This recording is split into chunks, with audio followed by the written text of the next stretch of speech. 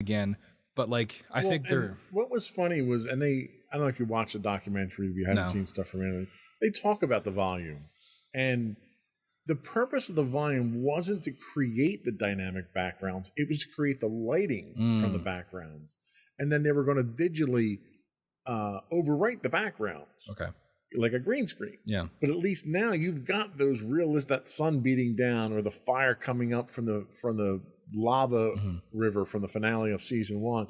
You have that effect, and you have something for the actors to react against. Even Carl Weathers says they're in this boat on this made up floor with everything going on, and the scene is passing by. He said he was getting motion sick. He wasn't moving, but was getting motion sick because of the real. So it was a tool for the actors and for the visual effects guys, but it looked so good for what they were doing. They left it in so many of the shots. The one thing to take note, though, is you've got a couple of, and we're not going to go into this last segment here because we're up against the clock now, but I just want to touch a couple things. You've got Andor coming out. Well, Andor's not using the volume. Oh, Andor is using all practical effects. Good. They're building their sets. They're building their props. They're doing everything like a traditional movie. And it was very similar to what they did with the TV series of Halo. And you can tell the difference. Yep. When you open a door, and it's a door. It's not a panel with green on it that they overprint digital stuff on. It looks and acts like it's real. Yeah, that's good, because I'm definitely, like, I brought it up, but I'm feeling the limits of this volume technology, and I'm hoping they don't, because it makes everything feel flat. But like, end of the day, that's kind of just what it does. And when you're doing outdoor panoramic shots like that, it doesn't always work. Yeah. Where it works is when you're enclosed somewhere and you don't need that depth. But when you're looking at a shot in a desert and you've got rocks in the foregrounds and rocks out in medium and rocks out, you lose that depth, that perception of depth. So I'm hoping they either, they kind of work out on that, or I didn't realize Andor was being shot all practically. Double down on that. Practically is almost always better, in my opinion. It is, but it costs a fortune. True. So. Yeah. Just raise the price of Disney Plus. There you go. So yeah, we're at the 1 hour mark, and this last section was actually going to be the longest section. So I think we're going to hold off on that for another episode. Part 2. We can do a part 2 of Help Me Obi-Wan. Does that mean I have to watch Andor? Not if we do it quick. If we do it in the next week or two, you should be okay. So we'll come back and we'll talk about the future of Star Wars on another episode. Any closing thoughts before we go, though? No, I pretty much said everything. I think after Obi-Wan, because I think if they didn't get above a 7 out of 10 with Obi-Wan, I don't think anything's going to. Yeah. So I think I'm gonna bail. I've already bailed on Marvel shows. I think I'm gonna bail on Star Wars shows, except for Mandalorian. I'll come back for Mandalorian. It's gonna make it hard to get you back on an entertainment podcast if you're not gonna watch anything. I know. Unless, I don't know, they always put these articles out to try to get people to watch, of like, you'll never believe who showed up in Andor episode 2. So if someone spoils it for me and it's something I actually enjoy, maybe I'll go and watch it. But I just don't see the point. It all just feels like they're stringing me along, and I think I'm pulling the plug. That. I don't see. For me, there's nothing else to watch right now. There's nothing else compelling for me to watch where I don't have the time to ingest this, and it's Star Wars. I feel compelled to ingest Star Wars. It's understandable. So, but that is it for our show today. Before we go, I once again want to invite our listening and viewing audience to subscribe to the podcast. You can find audio versions of this podcast listed as Insights into Entertainment. Audio and video versions of all of our podcasts can be found listed as Insights into Things. We're on TuneIn, iHeartRadio, Stitcher, anywhere you can get a podcast these days. I would also invite you to write in, give us your feedback. You can email us at comments@insightsintothings.com. You can find us on Twitter at insights_things. You can find, we stream 5 days a week on Twitch at twitch.tv/insightsintothings, where you can find links to all those and more on our official website, www.insightsintothings.com. That's it. Another one in the books. Bye.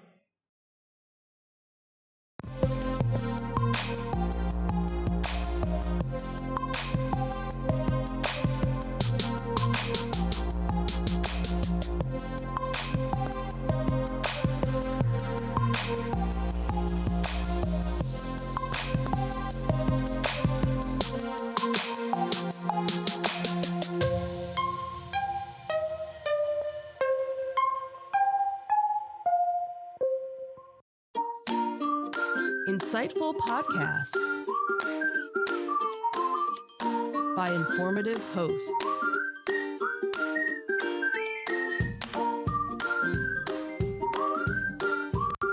Insights into Things, a podcast network.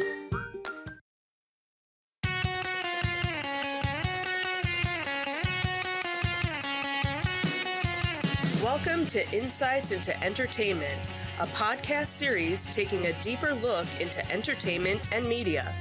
Your hosts, Joseph and Michelle Whalen, a husband and wife team of pop culture fanatics, are exploring all things from music and movies to television and fandom. Welcome to Insights in Entertainment. This is episode 148, Swapping the Bobs Again. I'm your host, Joseph Whalen, and my patient and understanding co-host, Michelle Whalen. Hi, everyone. How you doing today, dear? I'm doing okay. How are you? I'm doing all right. We've been out of the loop for a while here with the podcast. Yeah, we sure have. We've had a lot going on. Yeah, that is true. We've been busy. We've had marching band syndrome. We've had COVID syndrome. You can still hear it in my voice probably that I'm still suffering from a little bit, and this is almost 2 months after getting it now. Yeah, we're almost 2 months. Almost 2 months now, so I'm still reeling from its effects. Given the severity I had it with, I'm kind of glad I got my shots, all the shots that I did. I was just gonna say, we were all very fortunate to have all been vaccinated and boosted, and we were just about so close to getting our next round of boosters, and then we all kind of got sick, and yeah, that kind of put things on the back burner. But fortunately, we all had a very mild case. We were all very fortunate. Unfortunately, you are still reeling with it, but not as bad as it could have been, obviously. Right. And we have marching band to thank for that. We're pretty sure we got it from marching band.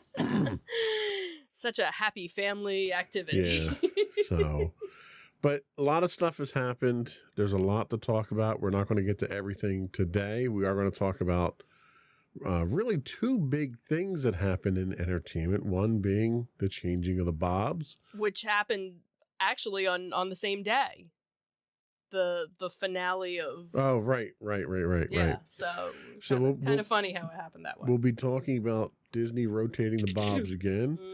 Then we're going to talk a little bit about The Walking Dead and their series finale and the impact and the future of that.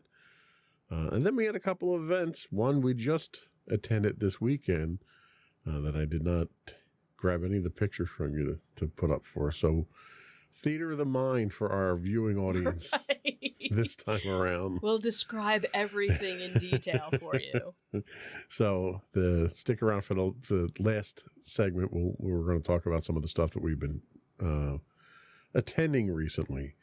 But before we do that, I do want to take a moment to ask you to subscribe to the podcast. You can find both audio and video versions of all of our podcasts listed as Insights in Entertainment.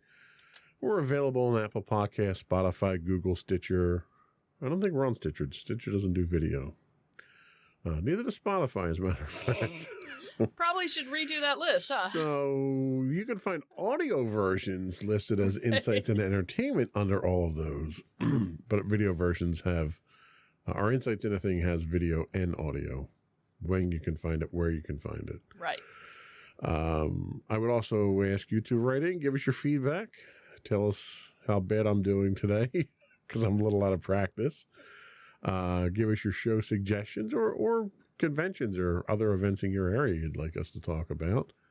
You can email us at comments@insightsintothings.com. You can find us on Twitter at twitter.com/insights_things. Or we're on Facebook at facebook.com/insightsintothingspodcast. Or you can find all those links and more on our official website at insightsintothings.com. Shall we get into it? Sure. Here we go.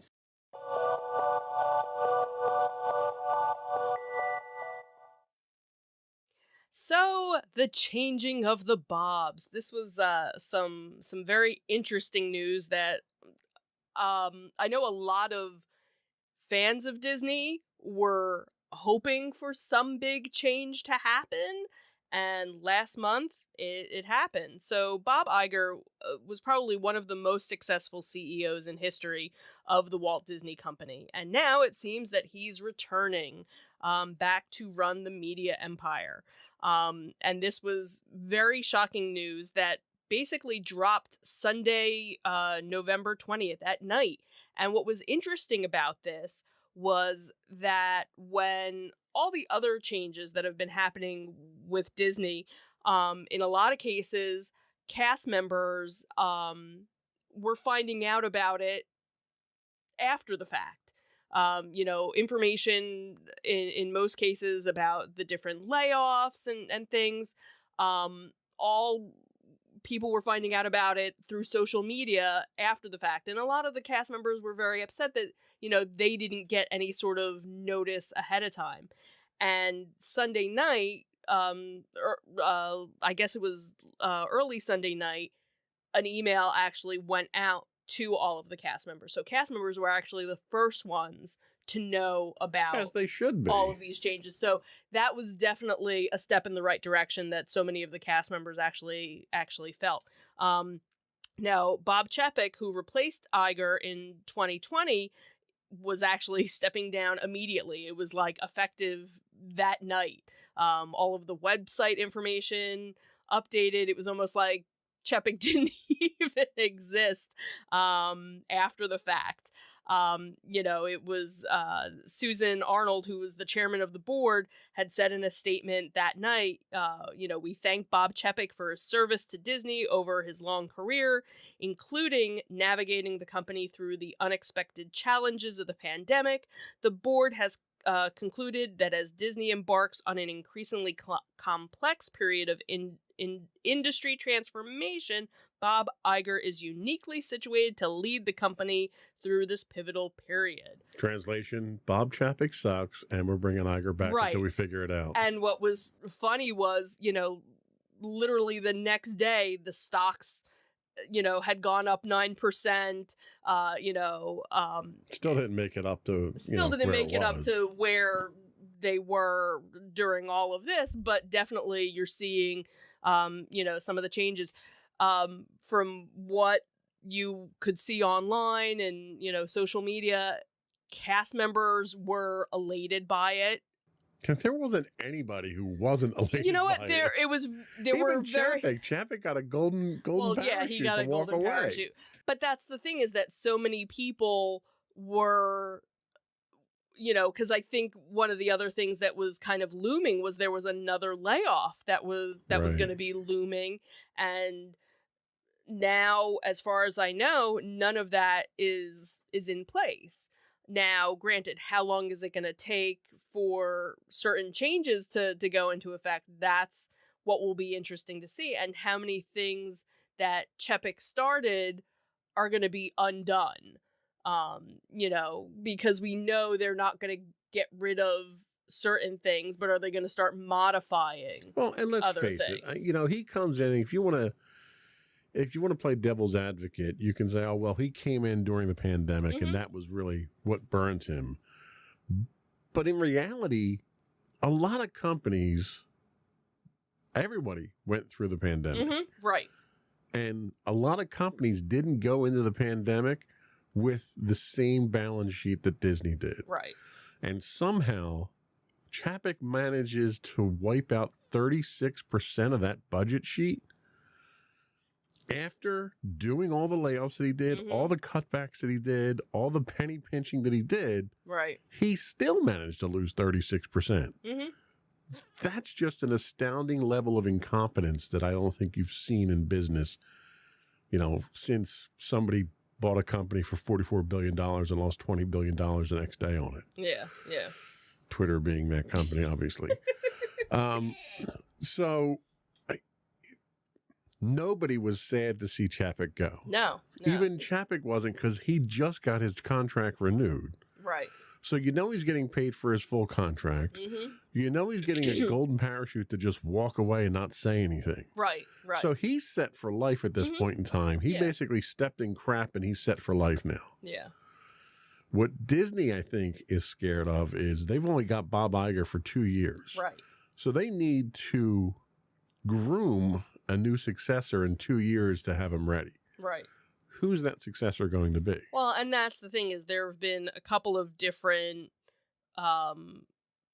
articles that have come out with, the proposed, hey, this person's, ready to come up and this person's ready to come up. So it definitely sounds like it's going to be somebody that's already in the Disney Corporation, whether or not it's somebody that's well known by, other people. Problem was Chapek was from the corporation too, so Well, Chapek was from Parks. right, but he was still, and that was what he ended up hurting, Right. That so was what much he of. targeted the most. Right, which is kind of shocking where if that's where he was from, but then of course you had everything that happened with Scarlett Johansson, and you had Well, yeah, he screwed the pooch on that one too. right, so there was so much that got hurt along the way of everything. Well, basically, anything he touched, he screwed up. Right. All he the had to do, streaming, okay? right. You're coming in as the head of a company Mhm. that literally prints money. It's got more money than God. All you have to do is not screw up. Right. And all he did was screw up. Right. Right. Everything he got involved with, he screwed up. Mm-hmm. So to see him gone is a good thing. My concern is, who were the people that picked him in the first place? Right. They should be gone too because of how poor a judgment they had. Right. Right.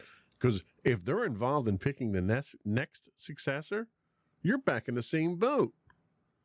So where are you going to go with that?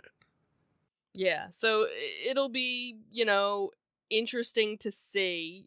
It's 2 years, and a lot can happen in 2 years. And, obviously not as much will be undone, because I don't think they're He doesn't have time to. right. He doesn't have time to undo it. He's got to correct the ship right now and Right. get it back on course, get a successor going. right. He doesn't have the luxury of going back and retconning all the stuff that Chapek screwed up. Right. So, again, how quickly things will happen, that will be, left to see, and maybe we'll actually be going sooner than, There is a later. chance, I'll concede the point that there is a chance that we may be going back sooner than I had originally anticipated. right, because I even was under the notion, after we were just there in the summer, I was like, yeah, I don't know if I want to go back It was anytime literally soon. the first time I felt I didn't get my money's worth at Disney. Mm-hmm.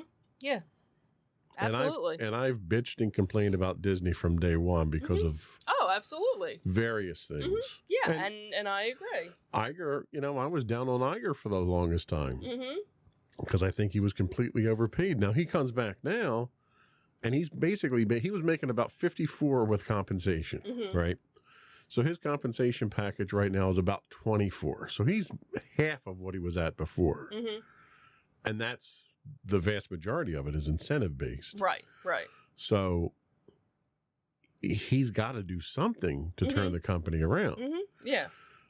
But as much as I was down on him before, you really can't knock him for some of the stuff that he did. I mean, he had probably one of the longest list of accomplishments of any Disney CEO ever. Right, right. I mean, this guy had more wins than Babe Ruth. Mhm. He was just literally the golden child. And that was 15 years Mm-hmm. as CEO Right. with a total of, I think it was 50 years or something like that with the company I in think general. so. Close to it. I mean, some of the stuff that he went down, Lucasfilm, Mm-hmm. Pixar, Marvel. Marvel. These are all the acquisitions that he made. Mm-hmm. So it was incredible, some of the stuff that he's done. 2 years coming back though. I mean, it's amazing how much damage Chapek did in the short time. How Yeah. long was he there? 999 days, according to a bunch of different people, which, And he did a lot of damage in that amount of time. yeah. And granted, yes, totally understand. Pandemic, that put a lot of strain. But I think that's where you needed to kind of, you know, everybody else is going through all these hard times.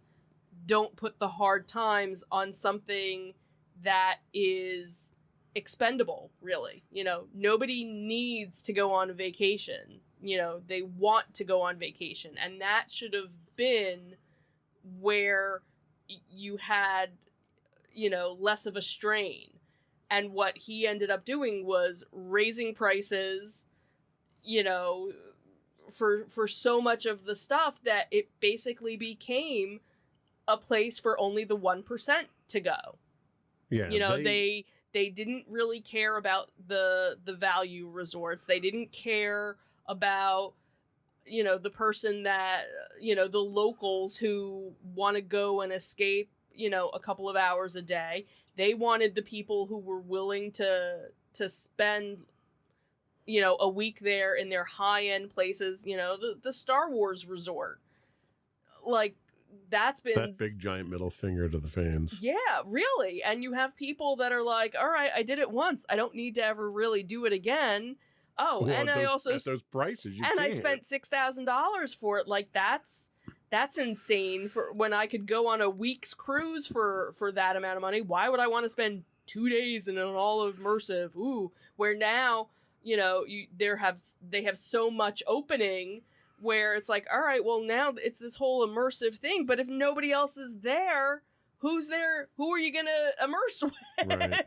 Who are you going to play along with? Well, and that was one of the problems that they had with the shift in philosophy. Right.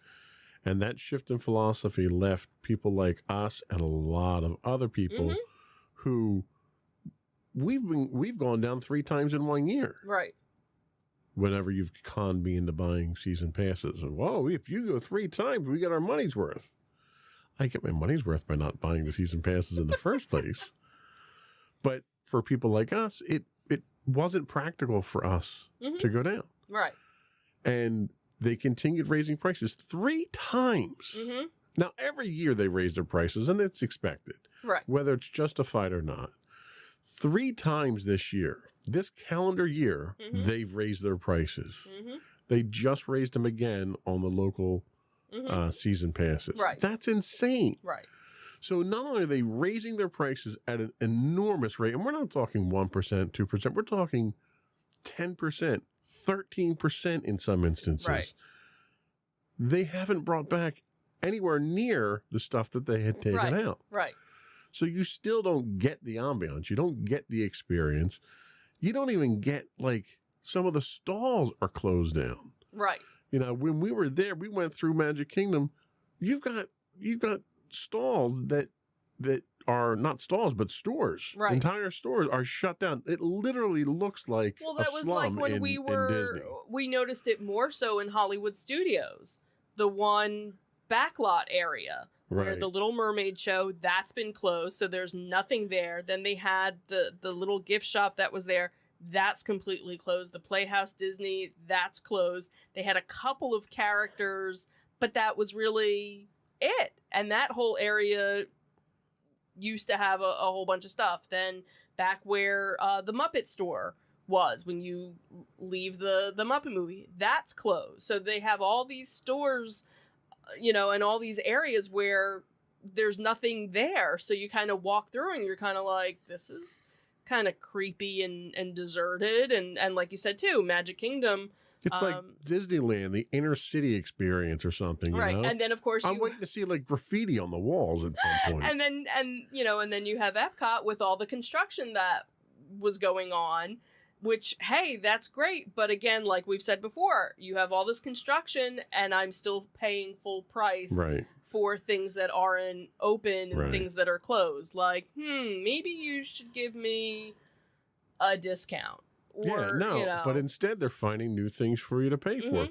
Well, you need to pay for your magic bands now. We don't give them to you Right. for free. You got to pay for your parking now, which it still blows my mind why you have to pay for parking at Disney.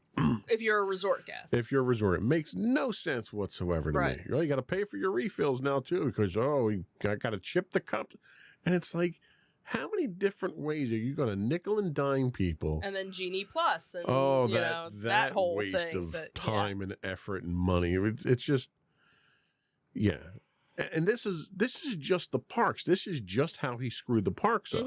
Yeah. This isn't even outside of that. The movies and the Right. terrible television that they're churning out on Disney Plus now, just to say that they have fresh content. Right, which supposedly that's one of the things that Iger is, you know, like, okay, we don't need to have a new, you know, Star Wars series every 6 months, Right, or right. you know, like there's too much. Let's kind of Yeah. turn We back. don't need a on some of 12 that. episode series of a show that we only needed 2 episodes of. Right. So So anyway, the Bobs are back again. At least Iger is. right, one Bob. Chapek is sitting on a beach somewhere laughing it up now. Yeah. I'm curious where he winds up. Like, where can you go after literally nosediving the company for the entire time you're there? Who's going to hire you at that point in time? Somebody will. I'm sure there's some small entertainment company that would be willing to take him on, or you know, something. Just to have the name, I guess. I Yeah. don't know. Anyway, hopefully it gets better. Yeah. We're holding out hope. Yep. Absolutely. So we're going to take a quick break, and we're going to come back and talk about some Walking Dead. We'll be right back.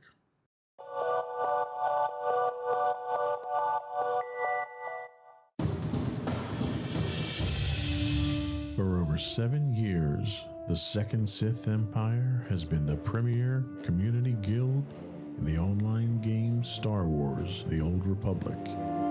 With hundreds of friendly and helpful active members, a weekly schedule of nightly events, annual guild meet and greets, and an active community both on the web and on Discord. The Second Sith Empire is more than your typical gaming group. We're family. Join us on the Starforge server for nightly events such as operations, flashpoints, world boss hunts, Star Wars trivia, guild lottery, and much more. Visit us on the web today at www.thesecondsithempire.com.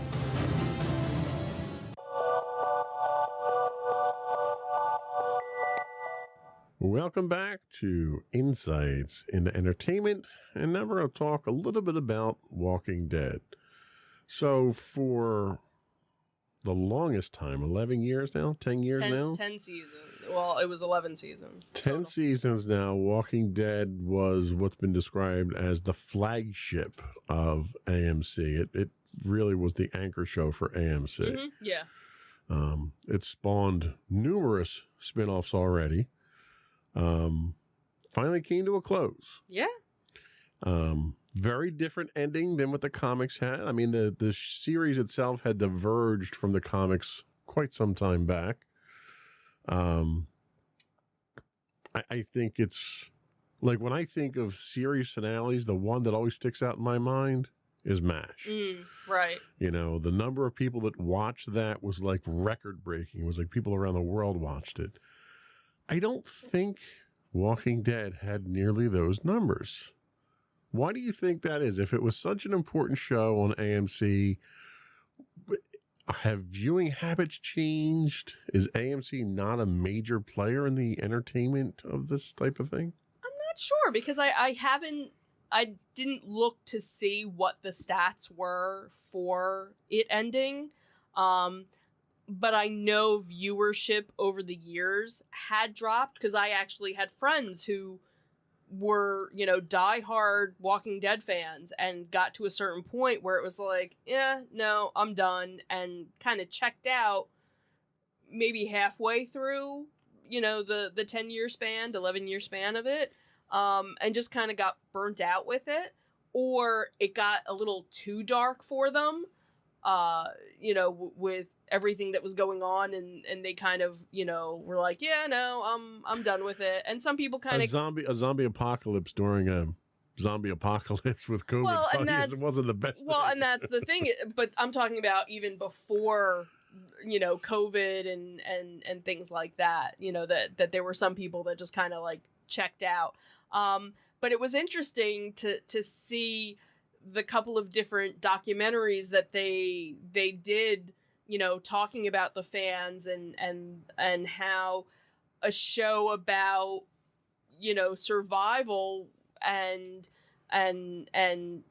the apocalypse brought families together, because you ended up getting people who normally wouldn't sit down to watch a television show together, watching a television show and becoming friends with people online because they were watching it. And that was kind of how you started watching it, because you weren't interested in watching it when I started watching it. Zombie shows really are not really my thing. Right. But it's funny because as I kind of watched over my shoulder while you were watching it, it became very apparent that it was a zombie show that had very little to do with zombies. Right, because it was really about human survival and human interaction and how terrible human beings how terrible we are in a crisis situation, and who rises above, and who becomes strong and who becomes weak, and what skill sets do you have to bring you forward, right? How are you marketable, in this new environment? What's your resume in the zombie apocalypse look like? Not so good, I don't think. And so that's what I think was kind of interesting, because again, that was one of the things when I started watching it. There was a friend of mine where we would watch it together, and we would text while, like, oh my God, did you see that? Da, da, da, da. And then it got to a certain point where they didn't watch it anymore. And I used to watch it, in the living room. And then I was like, you know what, I'm going to go downstairs and watch it on the big TV. And that's when, you weren't sitting there watching it. You were, on your computer, and you would kind of, you'd look over, and then you finally, sat with me and you'd ask questions. Who's that? Who's this? And then you decided, well, I have to watch it from the beginning, and you started season 1. And that was a painful trek, going all the way back to season 1, watching it from season 1, episode 1, all the way through. I think I started watching with you in season 7, I think. Maybe.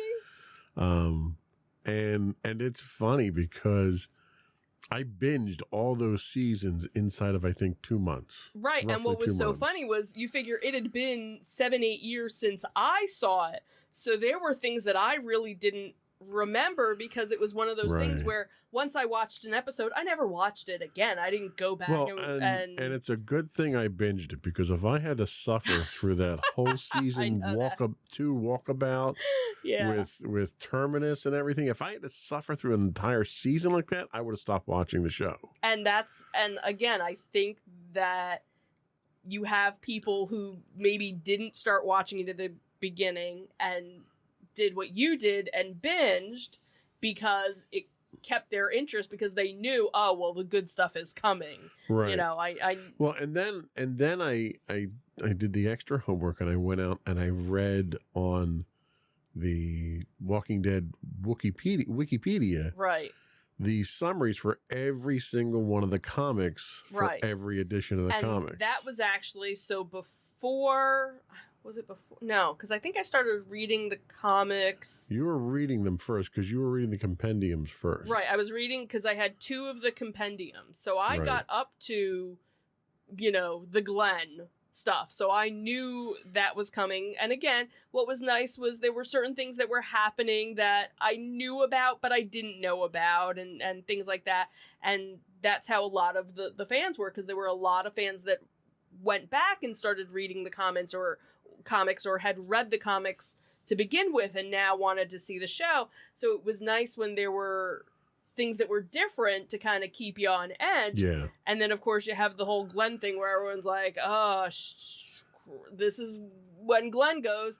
And then all of a sudden, Abraham goes too. And you're like, what? That? Well, and, to the show's credit, they didn't pop his eyeball out like they did in the comics. That was Glenn. That was Glenn. Popped his eyeball right. out. So that's where a lot of people were like, nope, I'm done, because now. But I think that was good, because then at least you didn't have a full blueprint of And that was the thing. what Like, it was to watch ahead. it stuck pretty close to the comics up till that point, and that was where the big diversion started Right. happening. And that's where you Now, had the divide granted, of you people. started out with characters in the show that weren't in the comics. Right. You had character development with like Carol that was completely different, Mm-hmm. and that was freaky. The interaction with her and Rick and his wife, and Right. that was weird stuff in the comics. Right. You didn't get any of that stuff. Mm-mm. And I think ultimately it's funny, characters that didn't make it, either didn't exist in the comics or didn't make it very far in the comics, wind up being the ones that are there Right. in That the end. lived, in the end. And are- Yeah. and are getting their own spin-off. Right. And now are getting their own spin-off. So, yeah, kind of,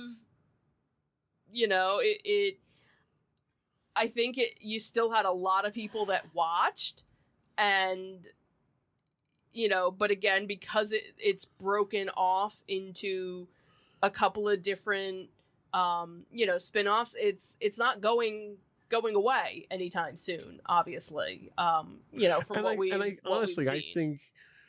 I think that was one of the things that was very anticlimactic for me was, all right, so The Walking Dead is done. This is the end of The Walking Dead, except for these other two shows that are going on, these two new shows that are coming out, and it was like, it's not over.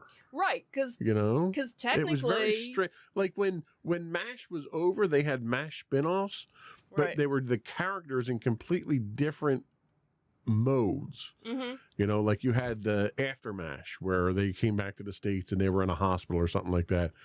So it wasn't the same type of storylines where they're still in the zombie apocalypse. Right. They're just in a different town or a Right, different the city zombie or something. apocalypse hasn't ended. You have, one group that's going up to New York. You have another person that's crossing the Atlantic and getting to France. I don't know how he's getting his motorcycle there. I don't know how he's doing that either. And then you have, the ongoing story of Fear the Walking Dead. I don't even know where they are now, because that was one show that I only saw 2 seasons of, and I kind of stopped watching that one. And then you have, the one show, World Beyond, that was just a 2-season, and that was it. Well, and I think the problem you run into with World Beyond is they establish a quasi-civilization, Right. a military-based quasi-civilization there that is huge Right. and dominant. And you've yet to see that really spill into any of the other ones. Right. It spills yet- a little into The Walking Dead with the Rick and stuff like that. 'Cause Right. you see Because now character that's crossover gonna there. right. So now we're gonna see. So really, kind of World Beyond was setting up the Rick and Michonne. right. Now, from what we knew, the Rick storyline, because we knew Rick was still alive. They hadn't. They had alleged that he was still alive. Right. Everything that had been planned was supposed to be a bunch of movies. Right. Well, right. now the movies got scratched, and now it's going to be a series. A limited series. Right. So now we're going to find out, okay, so what the heck happened? And obviously, we know it had something to do with the military operation that was part of World Beyond. So that was kind of like World Beyond was really setting up the whole Rick and Michonne storyline, Right. With that.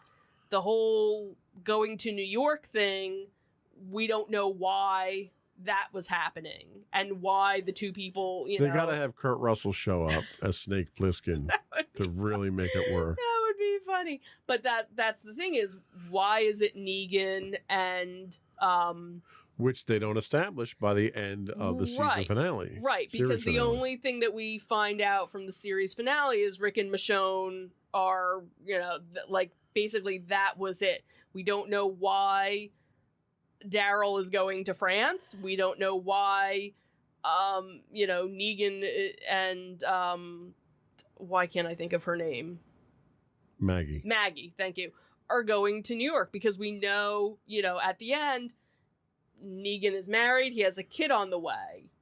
Right. Is she part of the thing that they end up, and that's the other thing too, is because they finished Walking Dead with kind of, all right, we've taken the town back. We've gotten rid of the bad guy, and now everything should be good.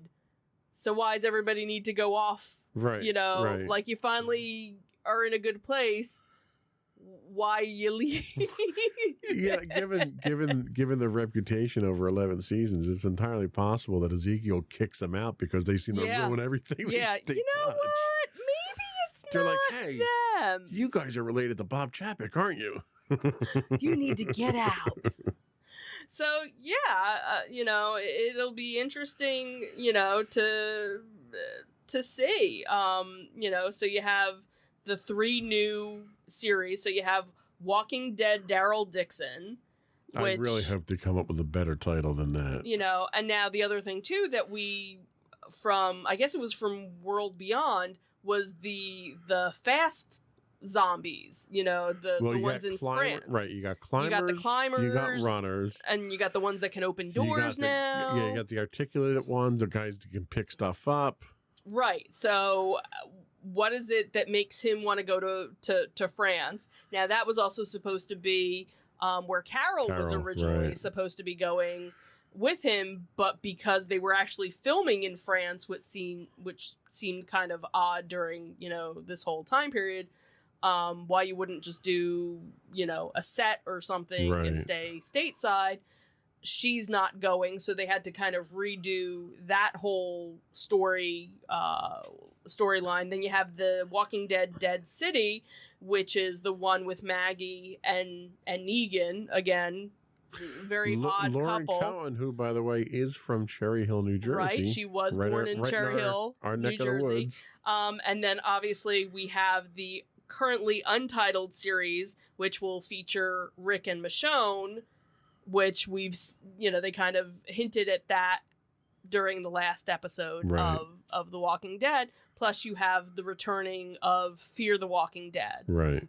World Beyond, again, was just a 2-episode thing, two seasons, and that was it. So yeah, so Walking Dead's over, but long live the Walking really Dead. Long live the Walking Dead. So yeah, we'll see where we wind up with it. Yeah. We'll see if they're worth watching moving forward. Mm-hmm. So we're going to take another quick break. We'll be back, and we're going to talk about some of the things we've been doing as far as pop culture-y, seasonally type stuffy stuff. We'll be right back.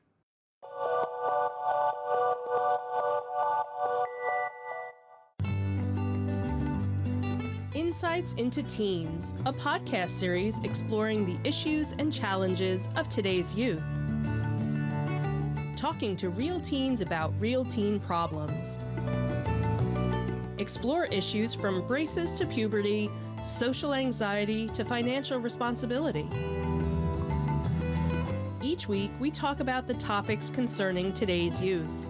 We look at how the issues affect teens, how to cope with these issues, and how parents, friends, and loved ones can help teens handle these challenges.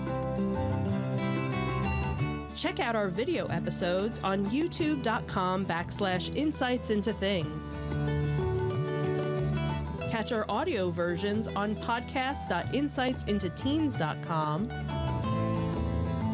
or on the web at insightsintothings.com.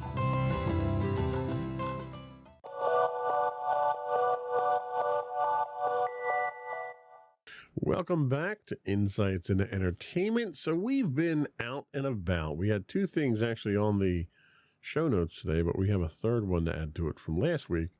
The first one was we attended the very first Monster Mania at Oaks, Greater Philadelphia. I think they've actually done one there before. We did the outside one. We did the outside one. I thought they've done one there before, but for some reason I thought this was the first one. I don't. It was our first one. It was our first one. So we'll just go with that. We'll go with that. It was our first one, and Monster Mania has always been kind of one of our local conventions that we. We're not married to it. We don't go to it every time. We were going kind of like, maybe we'll go. the biggest problem with Monster Mania was the venue. Yes. Because they would do it in Cherry Hill. They would do a Maryland version as well. And the problem with the Cherry Hill is that it was at a nice hotel, but unfortunately, hardly any parking, very crowded area. They did finally start kind of spreading it out throughout the years, but again, just in general, you were even on top of each other. right, even pre-pandemic, you were very much on top of each other, and parking just not being, and I always felt bad for anybody that was actually staying there as a guest and had no idea what was going on. I think I told you years ago, I had a friend of mine who he had a cousin or somebody who was attending a wedding reception the same weekend. Oh, jeez. And they come down off the elevator and they're getting ready to go to the wedding reception and wherever the ballroom was. And all they see is all these people dressed in horror costumes walking out to go to the convention. It's like, I guess that makes a heck of an impression. Yeah. So, so it's one that we didn't always go to because of, the venue and knowing, oh my God, it's going to take us forever to find parking. Well, and it was also a little high price for the experience. Right. We never really attended the panels, and it was always a pain and they to really get through didn't there. have too many panels. They Like, would they do would do a couple of shows, and that was really really it. So this time they were doing it at Oaks, which is probably our favorite venue of all the venues. One, because it's very spacious. Whatever we've been to has not felt crowded. We've done RetroCon there. We did the Greater Philadelphia. RetroCon. We did the Greater Philadelphia Expo there. And now we can add Monster Mania as well. One, free parking, tons of parking. And it's such a big venue that they usually have more than one event going on at a time, and you don't feel like there's more than one event going on at a time. The good news is, because they had such a good turnout, they are going back to Oaks next year. We did do, during, I guess it was last summer or before the summer, last May, they had done an outdoor, it was basically a flea market. It was like a sweat lodge. It was a sweat lodge. So it was nice to see them, back here inside. And what was nice was the one area they had a whole bunch of celebrities, so that if you wanted to partake in that. It was set up in such a way that you had very organized, very large aisles for your vendors. Yes. Nothing was crowded. You had an entire other area for your panels. Mm-hmm. With plenty of seating. Right. You And didn't it have was to sign up for any of them. You could right, just and walk all into the panels were, it was actually open air, so, if you happen to be walking by, it was like, oh, Right. so-and-so's speaking. We're like, oh, well, Then we'll they sit had down the for a little celebrities bit. in the back room. They had the food off to the side. It was so well done. I mean, of all the conventions that we've gone to, I think it was probably one of the best layouts that they've had of Yeah. all the conventions we've gone to. Yeah. I was very happy with the experience. I was very happy with the fact that I wasn't elbowing people left and right. Plenty of space. Very well done. We'll definitely be going back. And again, like I said, they've already booked it. They signed their contract. And the number of vendors. They must have had, 30-40% more vendors there than they do, because you can house that many there. Right. They couldn't house that many in Cherry Hill. Yeah. So definitely, if you're a fan of the monster conventions, this is definitely one that Even if you're a fan of just pop culture, because of the increased number of vendors, it wasn't just horror stuff. Right. Which was really nice. Yeah. And they have, a couple of, other vendors there, selling coffee and pickles and other things. Yeah, but you had sci-fi there. You had typical pop culture. You had movie stuff there. Right, because you always, you had toy vendors there. Right, because you usually always get a vendor who not only has their sci-fi or their horror stuff, but they have their other stuff, you know, as well. So before we move on to the next one on the list, let's talk about what we did this weekend since we're on a convention kick. sure. So for our second year in a row now, we have gone down to Maryland and gone to Ocean City Comic Con. You found out about this a couple of years ago through a coworker whose husband happens to be one of the organizers of it. He also happens to be a local artist down there as well. And that's how he got involved with it. Right, so that's how he got involved with it. So last year was the first year that we went. We made a weekend of it because we don't live that close to And we had Ocean. so much fun. I broke a rib down there, so So much fun. Didn't have that much fun this time around. Yeah, thank goodness. But what's nice is they do it around this time of year, and there's other things going on during the time of year. So if you do want to make a weekend getaway, there's other things to do. A number of the restaurants are open. It's not going to be as crowded and busy as it is during the summer. You don't have as many of it's more of the big hotels that are open. Right. The little small mom and pop ones aren't available, but the bigger resorts are. There's one of the resorts that partners with the Comic-Con. So if you book through them, you get a discount. The Grand Resort and Spa. Right. Even though nothing with the spa is open during. No, nor is it particularly grand either. So. Well, I think the room we were in this time looked like it had been renovated versus the last last year. But Winterfest is going on at that time. SantaCon, you can do a pub crawl with a bunch of drunk Santas. And SantaCon was going on that weekend as well, where I don't know if they do it on purpose, but SantaCon was going on last year the same time, so that was kind of interesting. The boardwalk, a bunch of the boardwalk stuff is open. As long as you're not hungry, you're not going to get food on the boardwalk. Unless you just want fries. But they're not open terribly late, so you can't do the convention, till 5 o'clock and think, oh, well, now I'm going to go to the boardwalk for a couple of hours. So you do have to kind of look to see what time, places are open to. We tried 2 new places to eat. Absolutely. And both were really good, so we would highly, recommend that. So again, for us, it's about a 2.5 hour ride, and makes a nice little, weekend, getaway. So this year they actually expanded the show floor. They had 30% more space here. They opened up a back room. I have it on good authority that they're going to be expanding it again next year. They improved their food process. They improved their ticketing process. They're looking into doing online ticketing sales next year as well to speed that process up. We were very fortunate. We bought them at the hotel ahead of time, so we were able to get right in. They also are looking not next year, but possibly the following year to expand it to 2 days. So what's really nice is it's a great convention.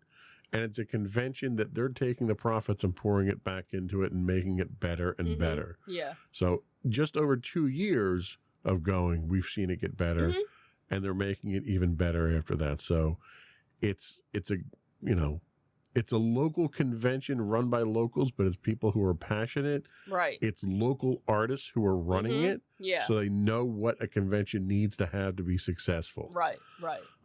So it's kind of a breath of fresh air to see that kind of thing. It's not some corporate conglomeration who's just out there churning out conventions to make money.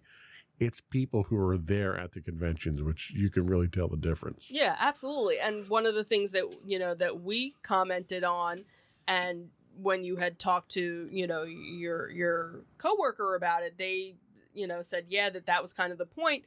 Most conventions that you go to, you have, here's this vendor aisle and this vendor aisle, and here's all of our artists. We kind of put them in Artist Alley, away. And you have a lot of people that never even go down Artist Alley because they're not interested in all of that. And, and in some cases it's a shame because there's some really good artists there, that just want to be recognized. And what was nice was here, they mixed them in with everybody else. So it wasn't here is just the vendor selling this, and here's just the people doing this. Here's a mix of everything. Absolutely. So you'd have, an artist next to somebody else. So if it was something that you weren't interested in the artist, okay, so you walk right past them, or you give a nod and you look at the next person, or maybe because you're looking at the one vendor, oh, there's an artist here. Oh, let me look and see what you have. So that was kind of nice that it was kind of blended a little bit better than some of the other, conventions that we've gone to. So Ocean City Comic-Con, definitely recommend it again. Before we do go, let's talk seasonal stuff. Sure. We've done one so far. We may be doing another one this weekend. What did we do so far? So we did Night of Lights at Creamy Acres. So this was one that when they started doing the lights, it was only a wagon ride through. You weren't driving through. So you had to be in one of their wagons riding through. And then with the pandemic, they changed it over so that you could drive your own car. So this year they actually brought back the wagons, but you're still able to drive your car through, which is nice because then you don't have to, especially if it's cold or the weather is questionable, you don't have to worry about. Or if their music is terrible. Right. Then you can listen to your own music. So this is one that we've done the past couple of years. It's a little local for us. And what's nice is after, you're done going through, they do have a little shop area. You can go and see Santa.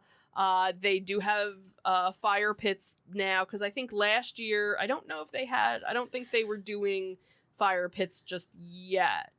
No. I can't remember. So they had fire pits. You could buy a little s'mores kit, which was $4 or something to make 2 s'mores, but hey, but they had a little bit more food available. They had like a bakery area, and then they had, cheesesteaks and chicken fingers and, some fried stuff.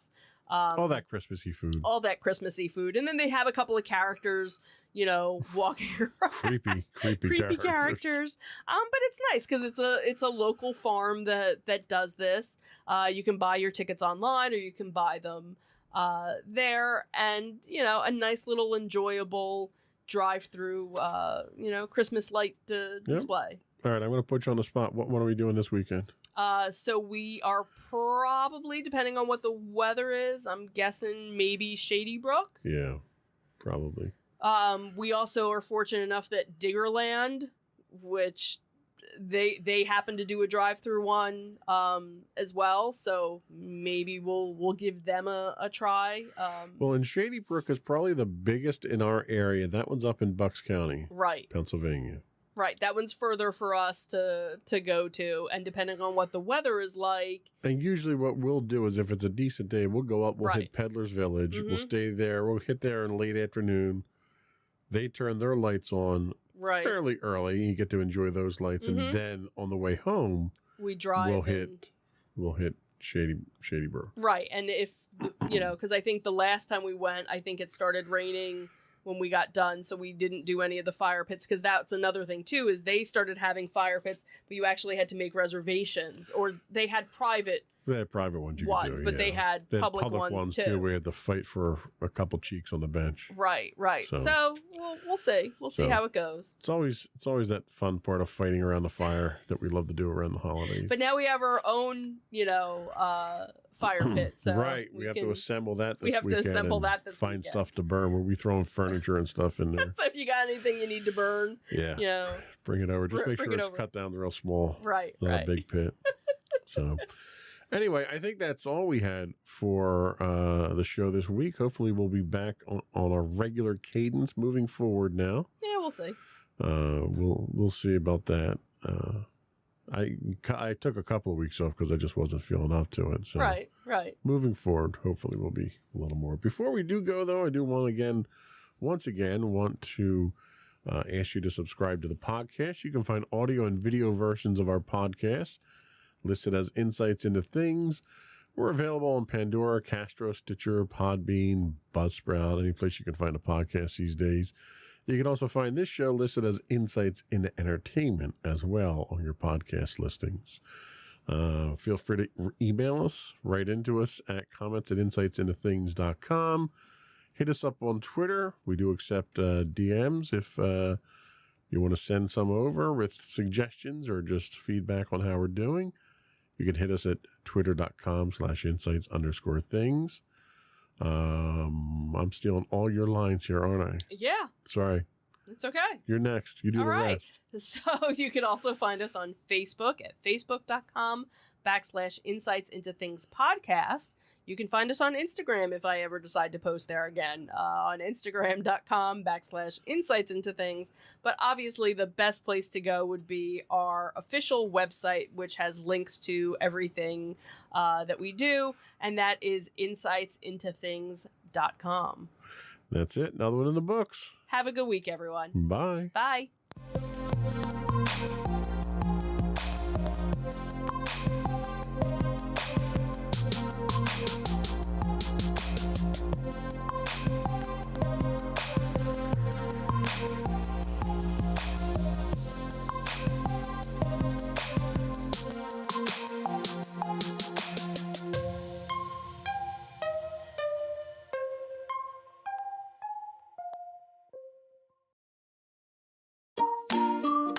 Insightful podcasts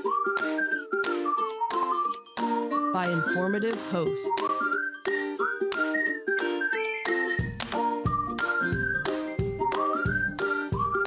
Insights Into Things, a podcast network.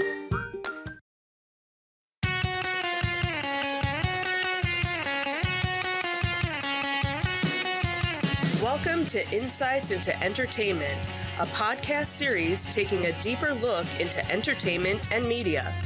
Your hosts, Joseph and Michelle Whalen, a husband and wife team of pop culture fanatics, are exploring all things from music and movies to television and fandom. Welcome to Insights into Entertainment. This is episode 146. Help me, Obi-Wan Filoni. I'm your host, Joseph Whalen, and my special guest once again today is Sam Whalen. Hi, everyone. How you doing today, Sam? Good. How are you? Good. So we didn't have a chance to finish our discussion in our last episode. We ran kind of long. Very good discussion, though. But we had to kind of cut our third segment out. So we're going to kind of expand on that a little bit here. Today we're going to continue that discussion where we're talking about Star Wars 10 years into Disney's stewardship of the franchise. In today's episode, we're going to take a look at the two men who kept the franchise alive and given us a new hope, pun intended. And of course, I'm referring to Dave Filoni and Jon Favreau. Then we're going to take a look at the future of the franchise based on recently discussed projects that were revealed during Star Wars Celebration in Anaheim. Before we do that, though, I do want to invite our listening and viewing audience to subscribe to the podcast. You can find audio versions of this podcast listed as Insights into Entertainment. Audio and video versions of all the network podcasts can be found listed as Insights into Things. We're on Apple Podcasts, Spotify, Google, Stitcher, pretty much any place you can find a podcast these days. I would also invite you to write in, give us your feedback. We'd love to get your ideas on topics and how we're doing.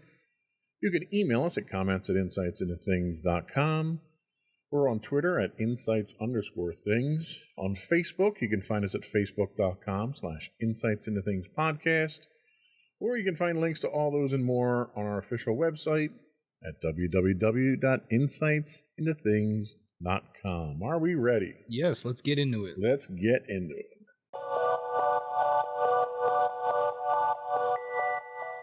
So before we dig too deep into where we're going with Star Wars, I thought it would be worthwhile to kind of go back and take a look at the two men, I think, that have been attributed to reviving and keeping the franchise alive, and the first being Dave Filoni. Filoni himself has gone back in animation back into the mid to late 90s, working on things like King of the Hill, The Oblongs, Kim Possible, Lilo and Stitch, the series. So he's had interactions with Disney through his animation. But the one big project that he really worked on that I think that established him, because he was moving from a writer role and animation work into directing, and that's Avatar: The Last Airbender. Yep. In 2005. You're familiar with that show, aren't you? Yeah, it's one of my favorite animated shows of all time, not just animated.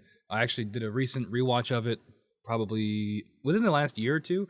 It's a fantastic show, and you really can see it's not just a kid show. I wouldn't even say it's a kid show at all. It deals with some heavy stuff. There's really cool action in it, really cool themes, and it was one of the first shows I remember when I was growing up watching, thinking, okay, this is different. This is what the animation medium can be, and this is what storytelling can be in a lot of ways, where it's complicated, but also at the end of the day, it's very simple, and it tugs at your heartstrings, and it really connects with you.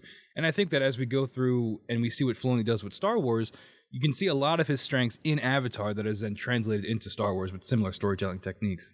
Yeah, and from Avatar, he moves on into the Lucasfilm world with Clone Wars in 2008. And it's funny, he had relayed a very interesting story. When he got the call to meet Lucas, he didn't believe it because he was a huge Star Wars fan. Yeah, I've heard the story. To begin with, yeah. And he thought it was a prank. So he agreed to meet Lucas to discuss a 3D animated project for Lucasfilm Animation. Well, animation was new ground for Star Wars at the time, so he assumed that was there to kind of feed the prank a little bit, and Lucasfilm Animation didn't even exist as far as he knew. It was a brand new division of Lucasfilm. So when he went to go meet with him, he wound up telling one of the producers during the call that, oh, I'm in the process of building my own Jedi costume in my garage at the time. Now, he's my age, so he was in 97, 30 years ago now almost? 20 years ago? I don't know. Math is hard. 20 years. 20 years ago. So he was in his early to mid-20s, all right? So I can relate to that because I was going through the same types of things, and there was this lull in Star Wars, and everybody wanted to see more Star Wars after, the re-release of the anniversary edition and stuff like that. So it was kind of funny that he really didn't believe that he was being given this opportunity.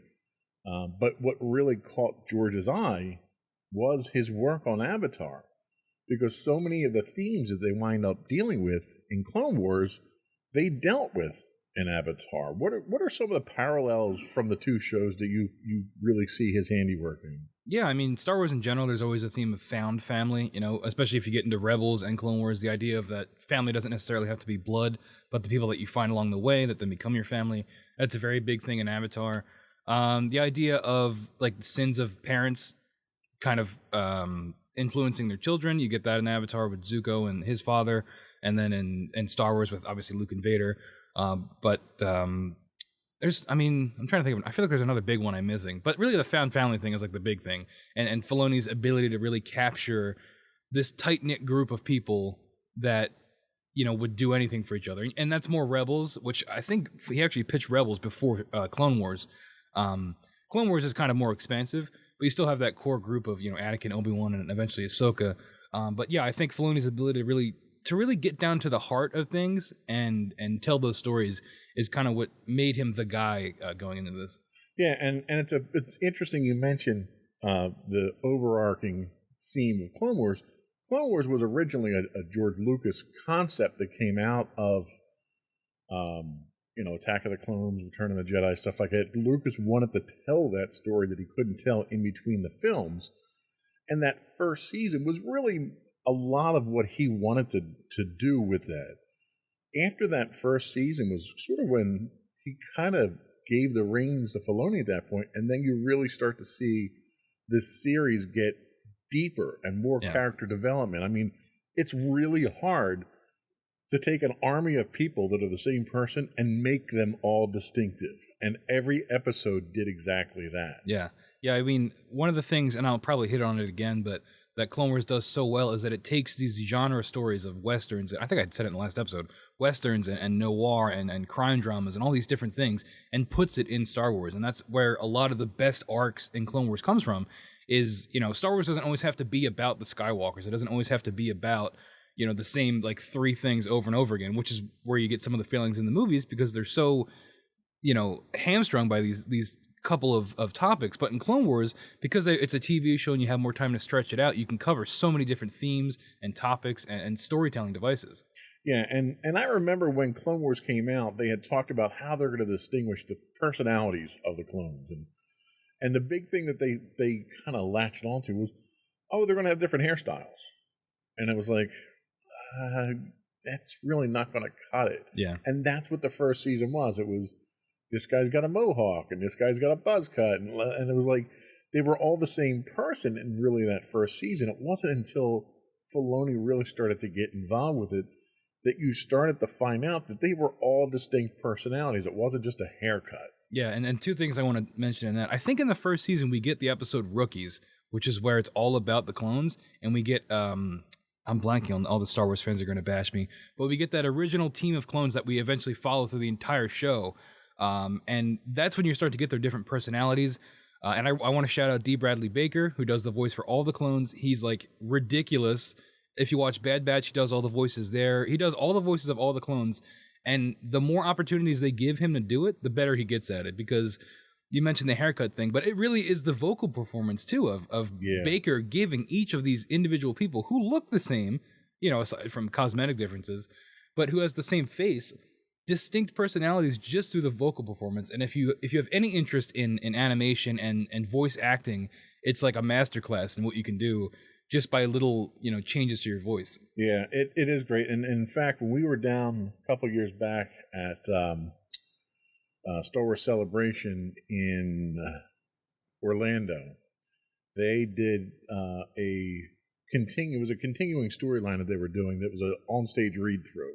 Oh, wow. And he participated in that. He was there? Yeah. Wow. It was fantastic to see these guys up on stage, all the voice actors doing a read-through of this story. It was incredible. You can probably find it on YouTube still. Yeah, that would have been awesome. Wow. Yeah, it was a great experience to actually see that and to see how they work together, because it's not even like, because when they do the show, they're recording their dialogue in separate, you know, studio sessions and stuff like that. But when they're up on stage, they're riffing off of each other, you know? Mm-hmm.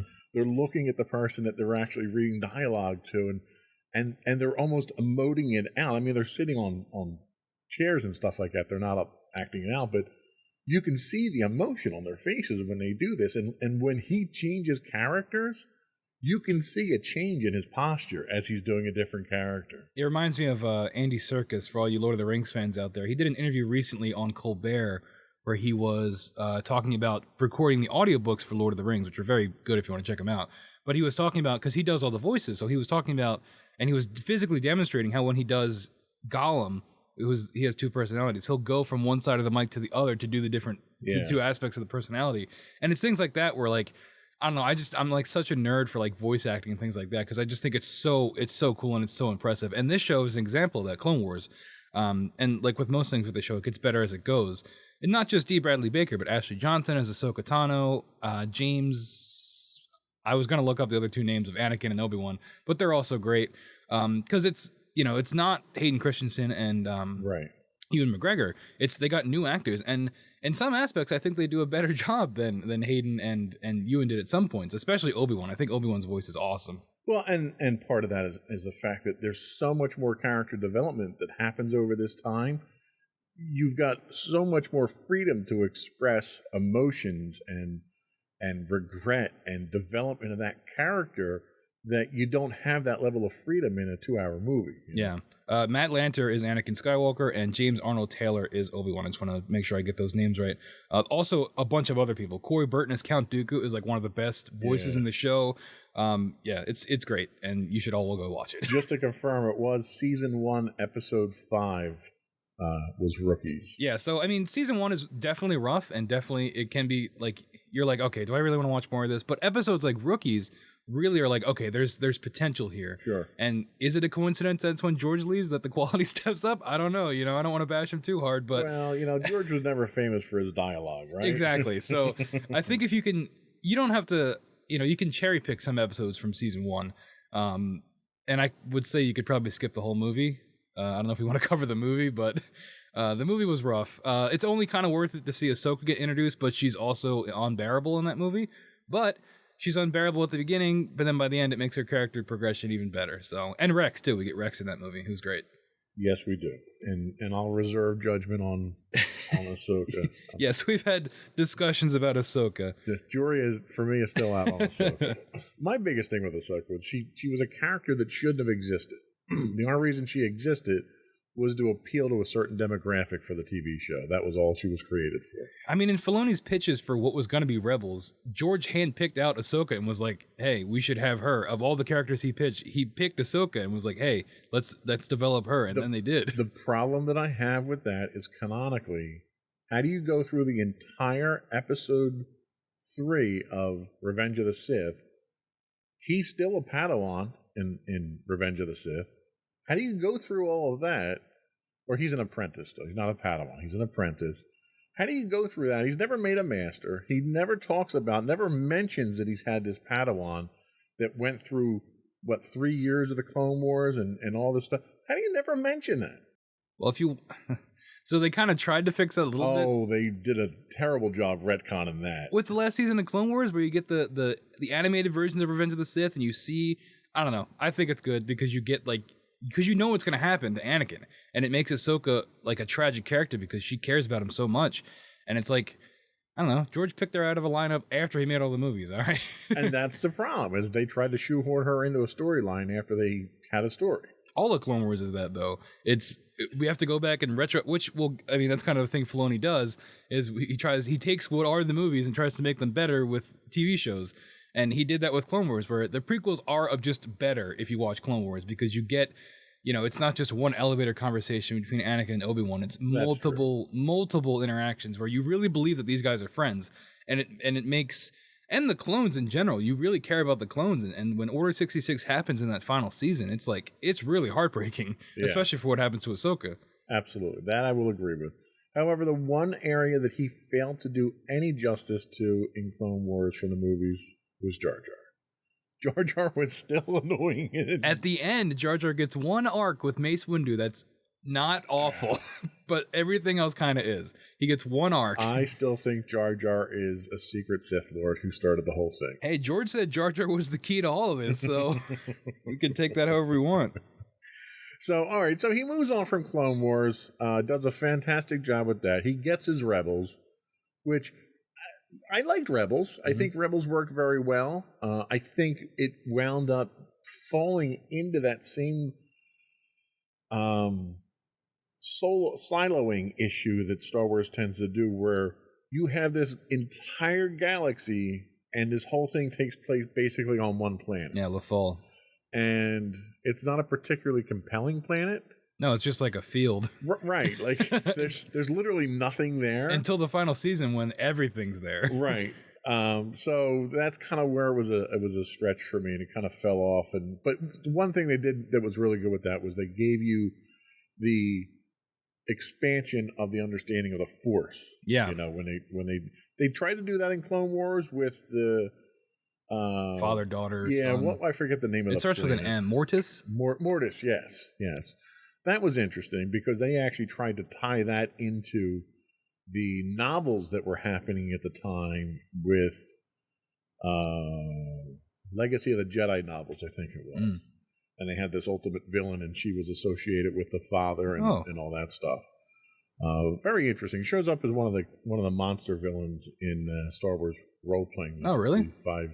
SW5E. Huh, that's neat. So he does that. He does Forces of Destiny, which was the.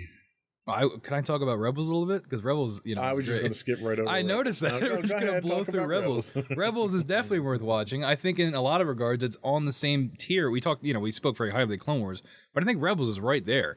I mean, Rebels. The problem with Rebels is it's like a kid show in the beginning, and it does, which like. Is that a Filoni thing? Is it like a network thing? Who knows? I think it's a network thing. Well, let me stop you there for a second, because I read the prequel novels before this that introduced the characters. Okay. They are not kid friendly. Yeah. Like, he's this like addled former drug addict, and he's working in the underworld, and he sees her and has a crush on her. Like, it's really off the wall. Okay. And then when I saw the series, I was like, wait a second, these aren't even the same characters that they introduced. So that was kind of a shock for me. Yeah, I can imagine. That's definitely the hampering of it, is that it is a kid's show for a lot of it. But it also does, I mentioned it earlier with that found family thing, and that's something you don't really get a lot in Clone Wars, but the crew of the Ghost is like a family, and it's almost from the very beginning, and it's really, really genuine, and you get a lot of really good moments, and every character gets their own arcs and things like that to really flesh them out, and it's really, I think that's cool. I also like the original trilogy era, even though the art style in that show is weird because they tried to do like the rough Macquarie stuff, but like that just doesn't translate to animation very well. So if you look up a photo of like Yoda, he looks like a monster, like more of a monster than he actually looks like. I would definitely say watch Rebels, especially if you liked Clone Wars and you want kind of more of that similar storytelling. Season 2 is really good. We get Ahsoka back and we get Ahsoka Vader fight, and it's really cool. It's like one of the coolest finales I've ever seen in a show. But yeah, definitely don't just skip by Rebels. I would say definitely check it out. Okay, so I won't skip by it again. Sorry. Snapped on it. Forces of Destiny we can skip because I didn't watch that. Well, Forces of Destiny was more a marketing campaign than anything else. They had to come up with some stories to sell some toys, and that's really what Forces of Destiny was. And it was catered to young girls and stuff like that. I don't really have much to say about Forces of Destiny. Same thing with the next show, too. I also didn't watch this. Resistance was terrible. Oh, the animation was terrible, the storylines. This was one of the things that they tried to do to bridge the gap from Return of the Jedi to Force Awakens, and it was just awful. It really was. I mean, this is one of the ones where Filoni kind of fell flat on his face. Well, yeah, like I said, I never checked either of those two shows out, but I mean, I'm sure someone had a good time animating it, so hopefully they got something out of it. Well, there you go. And then we have Clone Wars 2, otherwise known as The Bad Batch. I talked very highly about Bad Batch last week. Maybe not very highly. It's good. It's more Clone Wars, like you said, Clone Wars 2. You get characters from Clone Wars and Rebels. It kind of becomes a thing that they do now where it's a cameo fest, but you get more D. Bradley Baker crushing it as all the clones, Rekka, Tech. He doesn't do Omega. That's somebody else. I forget her name, but it's a young girl or a woman. But yeah, if you liked the family aspect of Rebels and the actiony war tale of Clone Wars, it's kind of like a merging of those two things. Yes, that I would tend to agree with. And Bad Batch, I think, is pretty good. The only complaint I have about Bad Batch, and you and I disagreed on this last week, is how much they devoted the last season of Clone Wars to setting this up as an offshoot. They wasted a lot of episodes that they could have used to really wrap up that story arc better than they did, because they wasted a lot of episodes of that last season of Clone Wars that they brought back. Yeah, I mean, they could have. I think they wasted way more time with the Rava, absolutely, Rafa, and I forget her sister's name, but those people that show up in Bad Batch. Yeah, because they got to reuse them. Yeah, they spent all that time animating them, so especially that with like this is it. Like Ahsoka's back, and like we see where Ahsoka's been, and then she's hanging out. There's like wacky adventures with these two sisters. It's like, what are we? Why? And that was almost felt like an extension of Forces of Destiny, the way that it went down. That's really what it felt like. The stuff with the Bad Batch, like I said, we talked about it last week, but those episodes were like basically already scripted and made and blocked. So I think that they were in there because we had already shown the fans this, and people are going to expect that if we're going to give it the full budget that this final season got, which is why it looks awesome. Like in terms of visuals and animation quality, it's like a huge step up.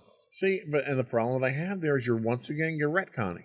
Like, okay, the Bad Batch, they're like X-Men, right? Like, how were they never mentioned before? They come into Clone Wars with this reputation of being like the A-Team. And you've never seen them before. You've never heard of them before. They don't show up on any kind of news feeds, nothing. They just come in with this reputation. Well, this is what happens when you're supposed to believe it. When everything's a prequel and we never move forward.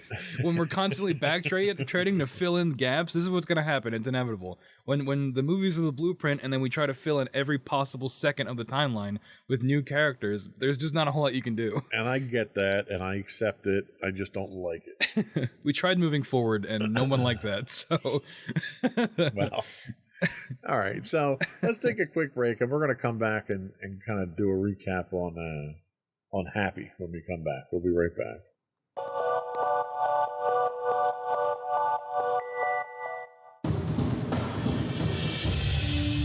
For over 7 years, the Second Sith Empire has been the premier community guild in the online game Star Wars: The Old Republic. With hundreds of friendly and helpful active members, a weekly schedule of nightly events, annual guild meet and greets, and an active community both on the web and on Discord. The Second Sith Empire is more than your typical gaming group. We're family. Join us on the Starforge server for nightly events such as operations, flashpoints, world boss hunts, Star Wars trivia, guild lottery, and much more. Visit us on the web today at www.thesecondsithempire.com.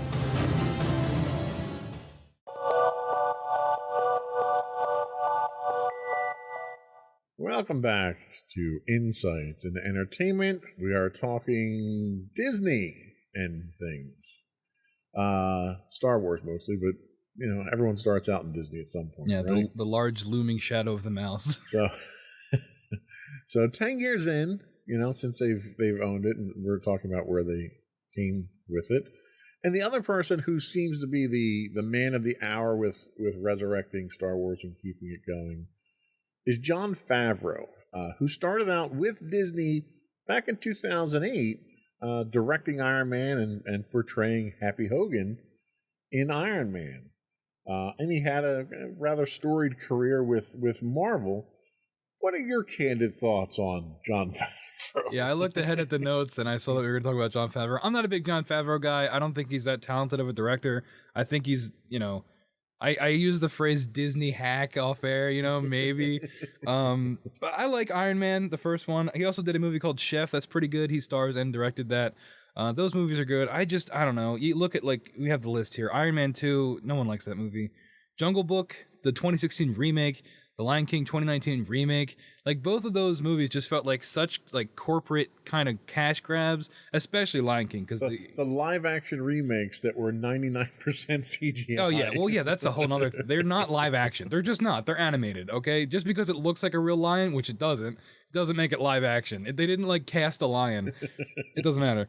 The Lion King especially was a personal offense to me because I'm a big fan of the original movie, and the new one was just so. I didn't watch it, so you can disregard my opinion if you like.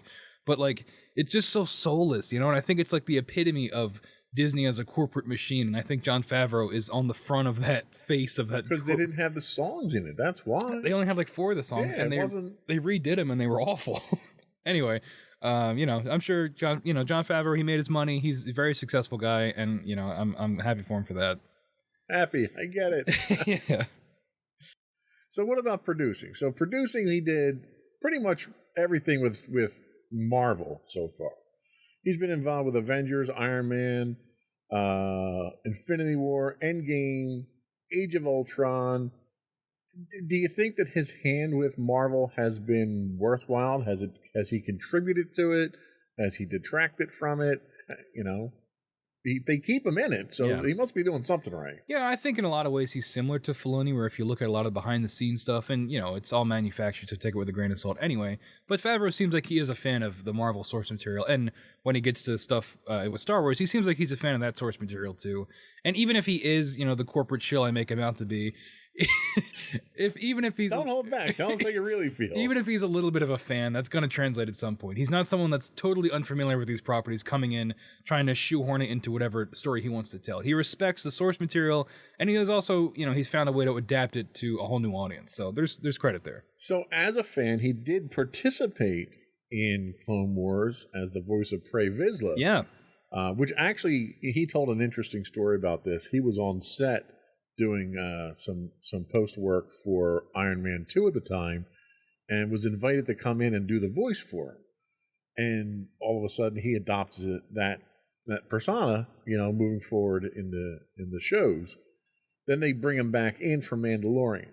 Now, everyone kind of really got juiced about Jon Favreau because of what he did with Mandalorian. What are your thoughts on, obviously you're not a huge fan of his Marvel work or his other Disney movie work. How is he done with Star Wars? I'm a big fan of Mandalorian. I talked about that last week. It's like, I think it's the best modern Star Wars thing to come out of this whole, the acquisition and everything. I think it's the most promising thing going forward of what we can do with this universe. And it's, Favreau's been a big part of that. And, I give him a ton of credit for that, because it's kind of like what he did with Iron Man, where, this is the guy for this universe going forward. And we're going to center things around him and have that property be like the thing. And I think Favreau's good at that. And I think he did it again with Star Wars. So now, did you ever get a chance to watch the Disney Gallery documentary on the Mandalorian? I did not. That's worth watching, because he hosts it and he kind of does all the interviews with all the other directors. Because remember, Mandalorian season 1 was directed by 5 different directors. Yeah. So it wasn't him directing everything. He was really the showrunner for it more than anything. Okay, so I was thinking of something else. I did watch a couple of these. I didn't watch all of them, but I did watch a couple of these episodes, because I remember that's where you get a lot of the cool behind the scenes stuff that I yeah. So those were fun to watch, especially like hearing the Filoni one. I remember being really good, because he talks about like you get he's just a fan, so it's like 2 fans just talking about Star Wars. Yeah. But yeah, I do remember those now. And I have to say, that's probably where the magic really happens, is each of these guys alone bring an element that's contributory towards the success.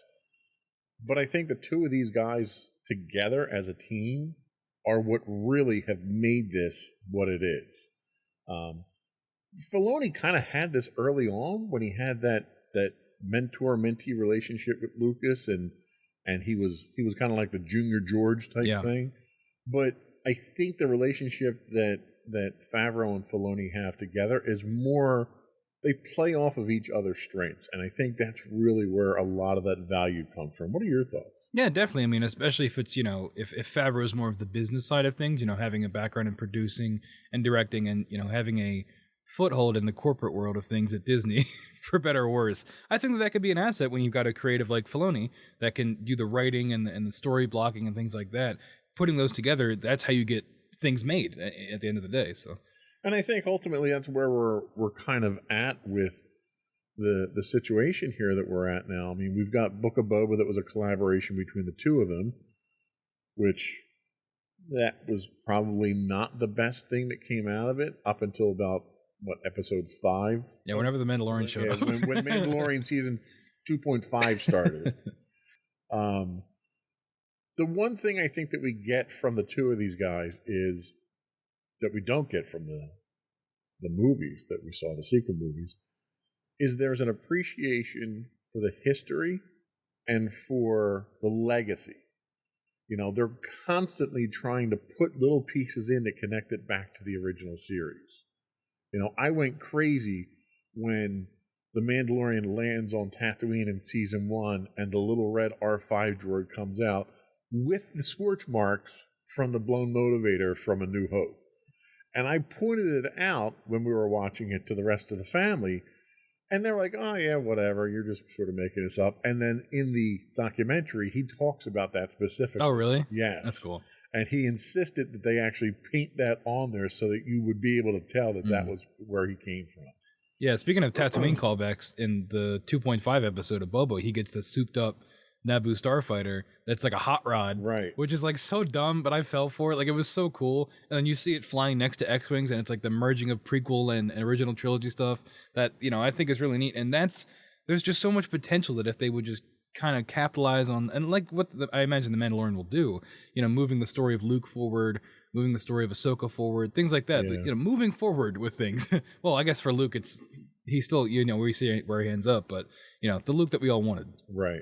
Well, and it's funny you mention that, because even that scene where they're putting the ship together, he goes to the Jawas and they have to go get some kind of stabilizer, or I forget what it was called, but it's the bar that they used in the trash compactor scene in A New Hope. It's the same exact thing, and they did that just so you had that visual reference to the original trilogy. And it's like the fact that they go out of their way to do stuff like that, I think to me shows their appreciation for it. But it's that little bit of fan service. I do think you can go too far with that. That's how you get a Solo where it's like the dice. I agree. But, at least you know that the people doing it in Mandalorian actually care, because you see the behind the scenes stuff and, it's not like as in your face. If it's subtle, and it's there to provide accent to the scene or context to where you are or something like that, And it can make the universe feel more connected, I guess. Too. Exactly. Yeah. When you do something like a Solo, or even what J.J. Abrams did, as much as I want to say that Force Awakens was the best of the sequel trilogies, it still wasn't a very good movie, and it was really there for fan service, just for fan service, for the sake of fan service. Yeah, it was basically a remake of A New Hope, and they even make fun of it. Like in the movie, they're making fun of, oh, there's got to be a way to blow it up. There's always a way to blow it up. Like, lines like that are kind of, it's that slap in the face that where you're going over the top. Yeah. All right. So I got a giant Death Star with a big laser. Oh, well, this is what the original Death Star looked like. And this is what, so it's a bigger Death Star. Okay. Yeah. So it's like, that was too much.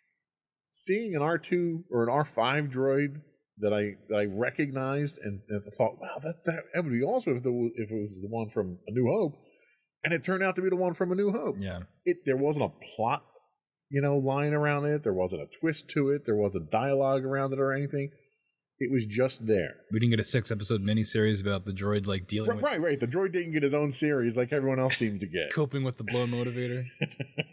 So, anyway, but I think the bottom line here is that while they each bring their own to the equation here, I think the two of them together is really where that creativity is benefiting the franchise. Yep, absolutely. So we're going to take a second break here. We'll come right back, and we're going to talk about the future of Star Wars.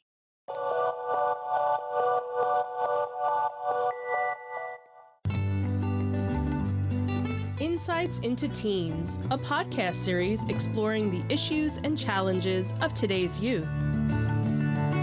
Talking to real teens about real teen problems. Explore issues from braces to puberty, social anxiety to financial responsibility. Each week, we talk about the topics concerning today's youth. We look at how the issues affect teens, how to cope with these issues, and how parents, friends, and loved ones can help teens handle these challenges. Check out our video episodes on youtube.com/insightsintothings. Catch our audio versions on podcast.insightsintoteens.com or on the web at insightsintothings.com.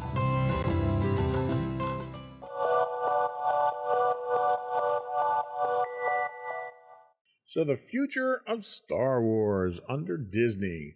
So they had a ton of announcements at Celebration. I watched a bunch of the panels. Couldn't go because it was in Anaheim and, flying and all that stuff and pandemic and Corona and all that. But I found when we were down at Orlando, it was better to watch it on YouTube anyway because you can't get close to the stage for anything. So they announced a bunch of things, and some of these we already knew were coming out. So the first one that we have to talk about here is Star Wars Rogue Squadron, which was announced back in December of 2020. It was going to be a Patty Jenkins movie. Then she was on again, off again, on again. She's got Wonder Woman that she's working on, a whole kind of thing. And it almost smelled a lot like Solo, where we're having problems keeping directors again for some reason. Rogue Squadron still scheduled for a 2023 theatrical release, but it's not clear if they're going to keep that, especially with Taika Waititi's film moving forward that we'll talk about in a little bit. Do we need a Rogue Squadron film? No, I think my thesis for this part is I talked about it last week, but I've kind of fallen off the movies and TV shows, and I think this is like the peak of that. No, we don't need a Rogue Squadron. If you're going to do it, it should have already came out, and it should have ripped off Top Gun. People would have been way more invested if that's what they did. If I had to guess, I'd say they're probably going to make it a TV show now, because didn't, what was it, Kathleen Kennedy, they said they're moving away from movies and they're moving into television? That was, yeah, they did, but they did because Yeah. they announced a whole bunch of movies at Celebration. Oh, okay. Yeah, I didn't check any of that stuff out. But no, I don't think we need that. I never was really into the whole Rogue Squadron thing. I never was really into the games because they were, flying games. I was never into them. They had the new Squadrons game that was fun. Very complicated though. And again, it's just, I don't know, the flying thing as a topic never really interested me. It was a great series of novels. I have to say, I did enjoy the novels themselves, and they had a Rogue Squadron video game that came out in the, I want to say, 90s or so, somewhere in that time. But none of the storylines from those books or that game is going to be included in this, from what they said. So Awesome. it's going to be something completely new. So next we have a movie that's to be determined. It's a standalone movie from director J.D. Dillard, who did the 2016 sci-fi hit Slight. No details about this. The fact that he got his own movie, because apparently everyone's getting a Star Wars movie now. Not only do you get an offshoot of a series if you're a character, you get your own movie if you're a director and apply for it at this point. I don't know. Yeah, I'm sure our letter's in the mail. Yeah. I'm waiting for our invitation to come do our own. Because the next one that we have to talk about is another one that's to be determined, and that's a Kevin. How do you pronounce his name? I was looking up J.D. Dillard. Kevin Feige. Feige. Okay. So Kevin Feige is also getting his own standalone movie. Okay, people were jazzed about that. He's the Marvel guy, so He's the Marvel guy. I mean, he is. He's like, again, we talked about it off air, but you don't want to point fingers at one person for everything wrong or everything right with a franchise. But Kevin Feige seems like he's the one that is like he steps in and he says, hey, let's do this to make the MCU a cohesive universe. And it's weird they're giving him only one movie, but Well, and that's the thing. Like, he's not. Why is he? Has he directed before? I don't know. If he's the Marvel guy, why is he doing a Star Wars? Okay, it's Disney. They own everybody. Let me look up Kevin Feige and see if he's directed. That could be interesting though if he, does it right. I don't know. Did they give any information on what it could be about? No, there aren't a lot of details or any details at all. They talk about him being the man who built the Marvel Cinematic Universe. Yeah. There was a 2020 conversation in the Hollywood Reporter from Joe Russo, the Endgame director, where he talked about Star Wars in Kevin's debut, and he thinks he's going to do great at it, blah, blah, blah. It's mostly producer credits on his IMDb, but there's so many of them that I'm having trouble finding anything else. There's 67 of them, and I can't figure out how to sort. So, maybe, he did his time at Marvel. Maybe he wants a shot at directing a Star Wars film, and that's why it's a standalone movie. We're like, hey, here you go, buddy. Well, that's the only thing that I could think.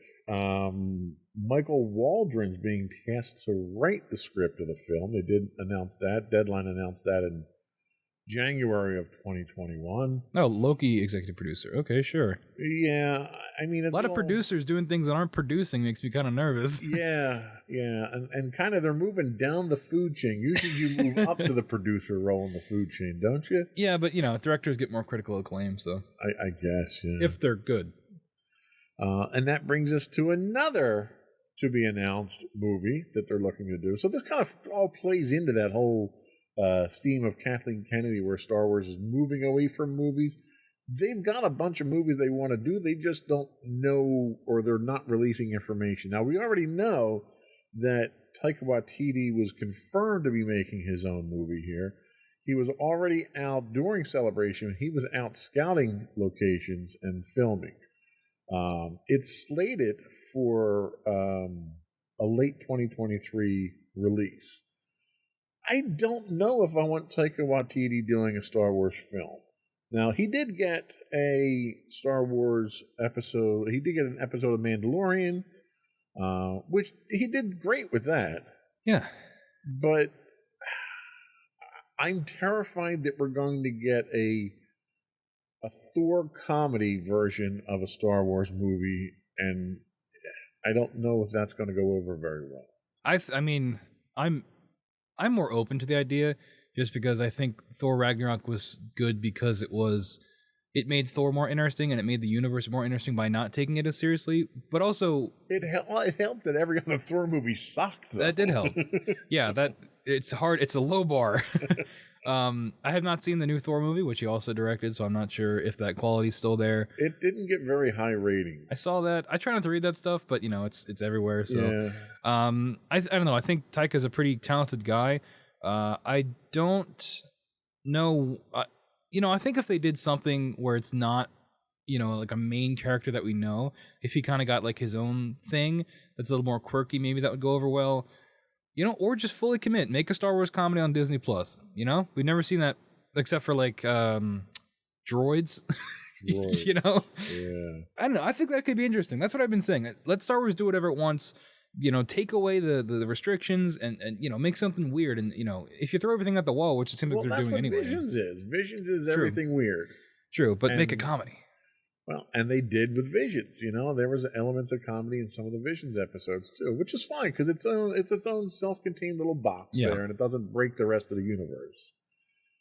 And that brings us to the last and certainly the least desired movie project, and that is the rumored Rian Johnson trilogy. At least from my perspective, I have zero respect for Rian Johnson after The Last Jedi at this point in time. I'm sure you'll disagree to a certain extent there. Yeah, people harp on Last Jedi pretty hard. It's not as bad as people say it is. It has bad elements, but there's good things about it, everybody. All right, there's good things, and one of those is the directing. The writing is not great, but there are great shots in it. There's great direction. Maybe not with the actors, but with the action and the cinematography and things like that. Oh, especially like that Holdo sacrifice scene where it goes completely silent. It's pretty cool. And they actually had to put a notification at the movie after it premiered that the sound is okay. Oh, really? That's funny. That's how bad the direction was with the cinematography. Or people are just dumb. I mean, who knows? Well, yeah, there's a lot of I think that's much more likely. Because everybody, especially if you're going to a big premiere like that, people have to clap and throw their popcorn at the screen. So, I don't know. It could be all right. I don't think it's actually going to happen, though, because I think people are way too turned against Rian Johnson for them. Like, he's like corporate, he's like a bad apple, I don't think they give him another chance. Well, and I think that's a reputation it's well earned after Last Jedi. Well, the same thing happened with the guys from Game of Thrones. One of them, right? Benioff or Weiss, one of them was supposed to get a trilogy. And then the final season of Game of Thrones came out and everybody hated them. And they were like, well, we're just going to scrap that. Well, and then they're coming out with the offshoot, the spin-off. House of Dragons, something like that. But anyway, that kind of concludes what we're looking at. We have a whole bunch of rumored movies that we have no real detail. Yeah, that's like way less information than I thought there was going to be. Like, not like plot, they do the Marvel thing where it's like She-Hulk 2023, Thing 2, And the setup here is that they're focusing on streaming. Yep. Because they have to keep people paying for streaming to get their money. Because that's guaranteed money as opposed to releasing something in theaters. Absolutely. So streaming, it's ridiculous how many projects they have for streaming. And I'm not going to watch any of them. They need to come out with another network to stream all this stuff on. So you've got Andor, right? So you're going to get Diego Luna coming back as Cassian Andor. That one's already set. They've got a release date for that for August 31st. We know we're getting that. Do we need that? No. Nope, we don't. Anytime you ask that, the answer is almost always going to be no. Yeah, no. I forgot this second show we're going to talk about. I might actually watch, so I might have to retract my earlier statement. Yeah, but just so you can disagree with me, right? Well, no, I have my reasons for this second show, but no, Andor does not need to be a thing. I mean, it could be. And here's the thing: we talked about this last week.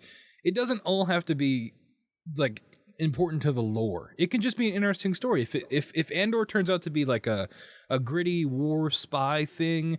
I don't think it will be, but if it was, and like they actually raise some questions that haven't been talked about in Star Wars before, like the more interesting parts of Rogue One, that could be something worth your time. I don't think it's going to be that. and rumor has it that they're going to be doing that.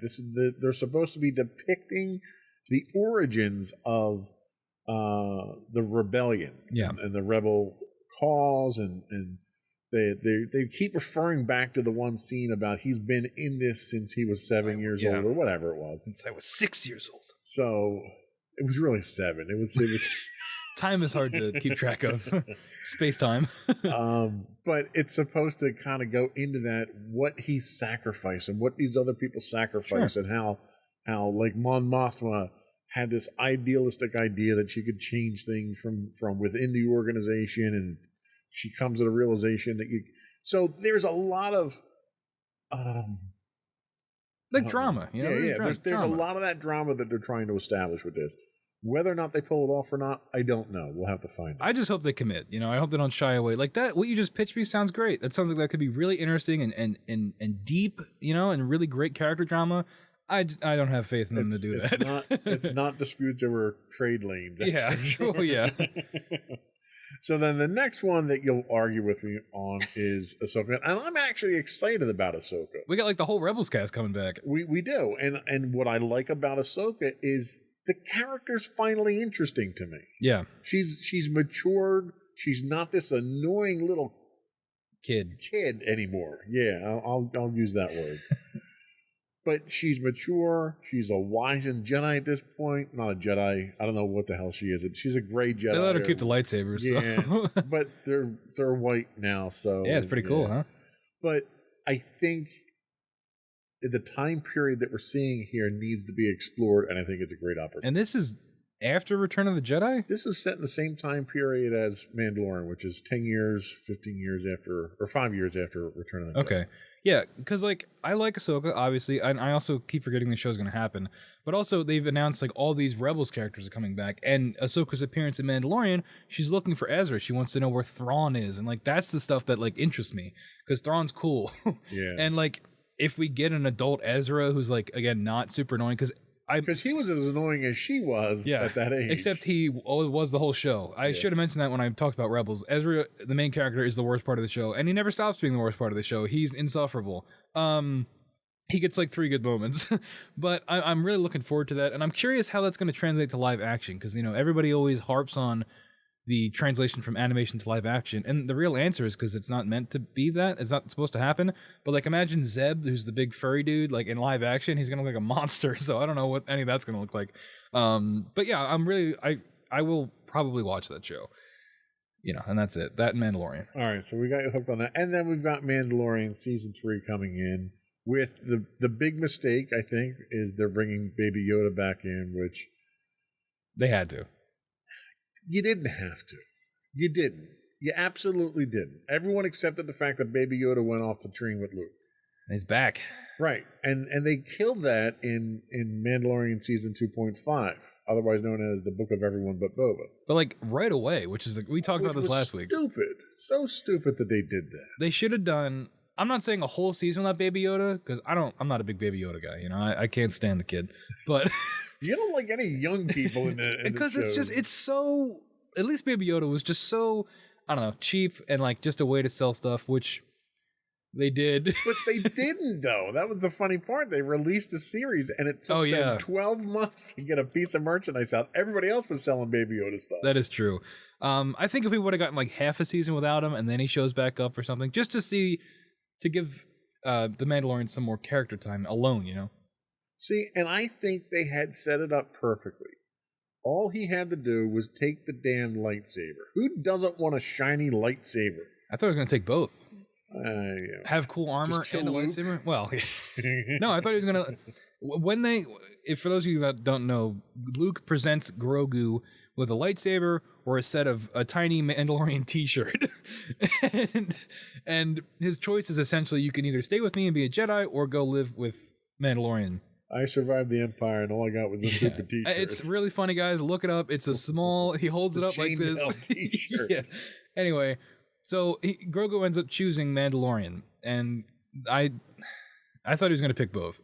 I think it would have made such a better story if he picked the lightsaber and he realized he had to put that part of his life behind him, and then Mandalorian can go off and shine on his own. Yeah. What the hell is he going to do with this kid now? The kid was nothing but a draw to him.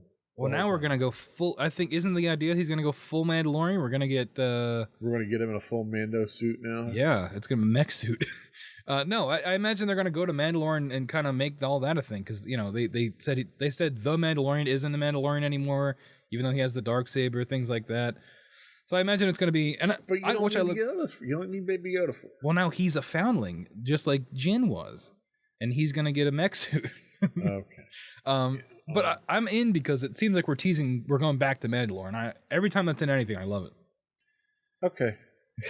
We'll get Bo-Katan back, Yeah. and Well, you know she's coming back. but- the Armorer, the Destiny character. No, because the Armorer is one of the mean ones now. She's one of the Death Watch, so she's not Death Watch anymore. He's gonna have to fight her, and she's gonna have all different swords and stuff because she's an armorer. Is that what she's gonna? She's gonna have a weapon wheel like Grand Theft Auto. Anyway, Anyway, so the next one we have is Skeleton Crew. there's more. Yeah, there's like 12. I thought Mandalorian was the last one. All We right. got Skeleton Crew. Jude Law is set to lead John Watt's first foray into Star Wars canon. The series follows the fall of the Empire through the eyes of 4 children, which I'm sure you'll love. What? Yeah. The series is previously named codename Grammar Rodeo. It's described as galactic version of classic Amblin coming-of-age adventure films through the 80s, which clearly you're not watching this one. Well, like, okay, so I talked about earlier how you can make Star Wars interesting by taking other stories and like putting them in Star Wars. This isn't quite what I meant. This is not what I meant. Although John Watts, he did the Spider-Man movies. He's pretty good at doing that. Like, that Homecoming movie is very much like like the what's the guy's name? Like Breakfast Club, all those. Right. All those movies. So it could be interesting, I guess. Why? But sure, Jude Law's in it, so he can be like the principal, I guess. Anyway. So that's another one that Filoni's involved in, as is Rangers of the New Republic, which was on again, off again, on again. This was the one that was supposed to have the 2 guys that we're seeing show up in Mandalorian, and it was supposed to, they set up Gina Carano's character, and then she pissed them off because she was tweeting stuff they didn't like, so they fired her. Then they canceled this, and then at Celebration, they indicated that this was back on. Don't know what they're doing with this one here or why they're doing this one. Just combine this and Rogue Squadron and no one will know. You know? This was really what Rogue Squadron should have been. It sounds like it's like a procedural. Like they're gonna like investigate like yeah. It's like these kind of Law and Order for Star Wars. These shows just sound so boring. Like, is it just me? Like these sound like really boring. But wait, we're not done yet. We're really not. Then we're gonna. Don't know if we're getting Donald Glover for it or not, but we're coming out with a Lando series, which if you don't have Donald Glover, or Billy D, it's not going to be a Lando series. Well, this was announced back when like Solo came out, right? Yeah, but they talked about it again. This is all just to keep the shareholders happy. None of this is ever coming out. Well, and that's the problem. It's like, it's almost like, well, let's throw all this stuff against the wall and see what sticks. And, we're going to tease all this stuff and see what kind of reaction we get. And it's because they have to, they got to keep Star Wars fans like, oh, here's this content's never going to, the pipeline's going to keep on flowing, everybody. Then after Lando, we have The Acolyte. Now, The Acolyte actually sounds kind of interesting because they're taking a different route with it. Yeah. It's kind of described as a mystery thriller that will take audiences into a galaxy of shadowy secrets and emerging dark side powers in the final days of the High Republic era. Vague. Nobody cares about the High Republic. No, because it's all books. I don't want to read. But if it was a show, I might check it out. Right. So this is where they're going to introduce High Republic into the series. They should have held off on the High Republic stuff until this was ready. You would have thought, right? Because nobody wants to read. No. I'm struggling getting through the second book of the High Republic. I really am. Is it- I've read every novel out there. Is it bad? It's terrible. Oh. It really is. Well, maybe they'll do better It's in TV. boring. It's more boring than some of these TV shows. These descriptions, these very vague, good will fight evil. Like, they don't even have good villains. And you can't have a Star Wars novel without good villains. I'm sorry. Yeah. But what's interesting about this one is it's going to be a Sith apprentice who's training to become a Sith Lord. Mm. So you can easily tie in elements of Plagueis and Palpatine and the history of the Sith. You can get some, who was the ruler two? Bane? Bane. You can get some Bane tied into this stuff. Sure. So there's a ton of lore that you can tie into this, which I like. Then the next one that you're going to hate, A Droid Story.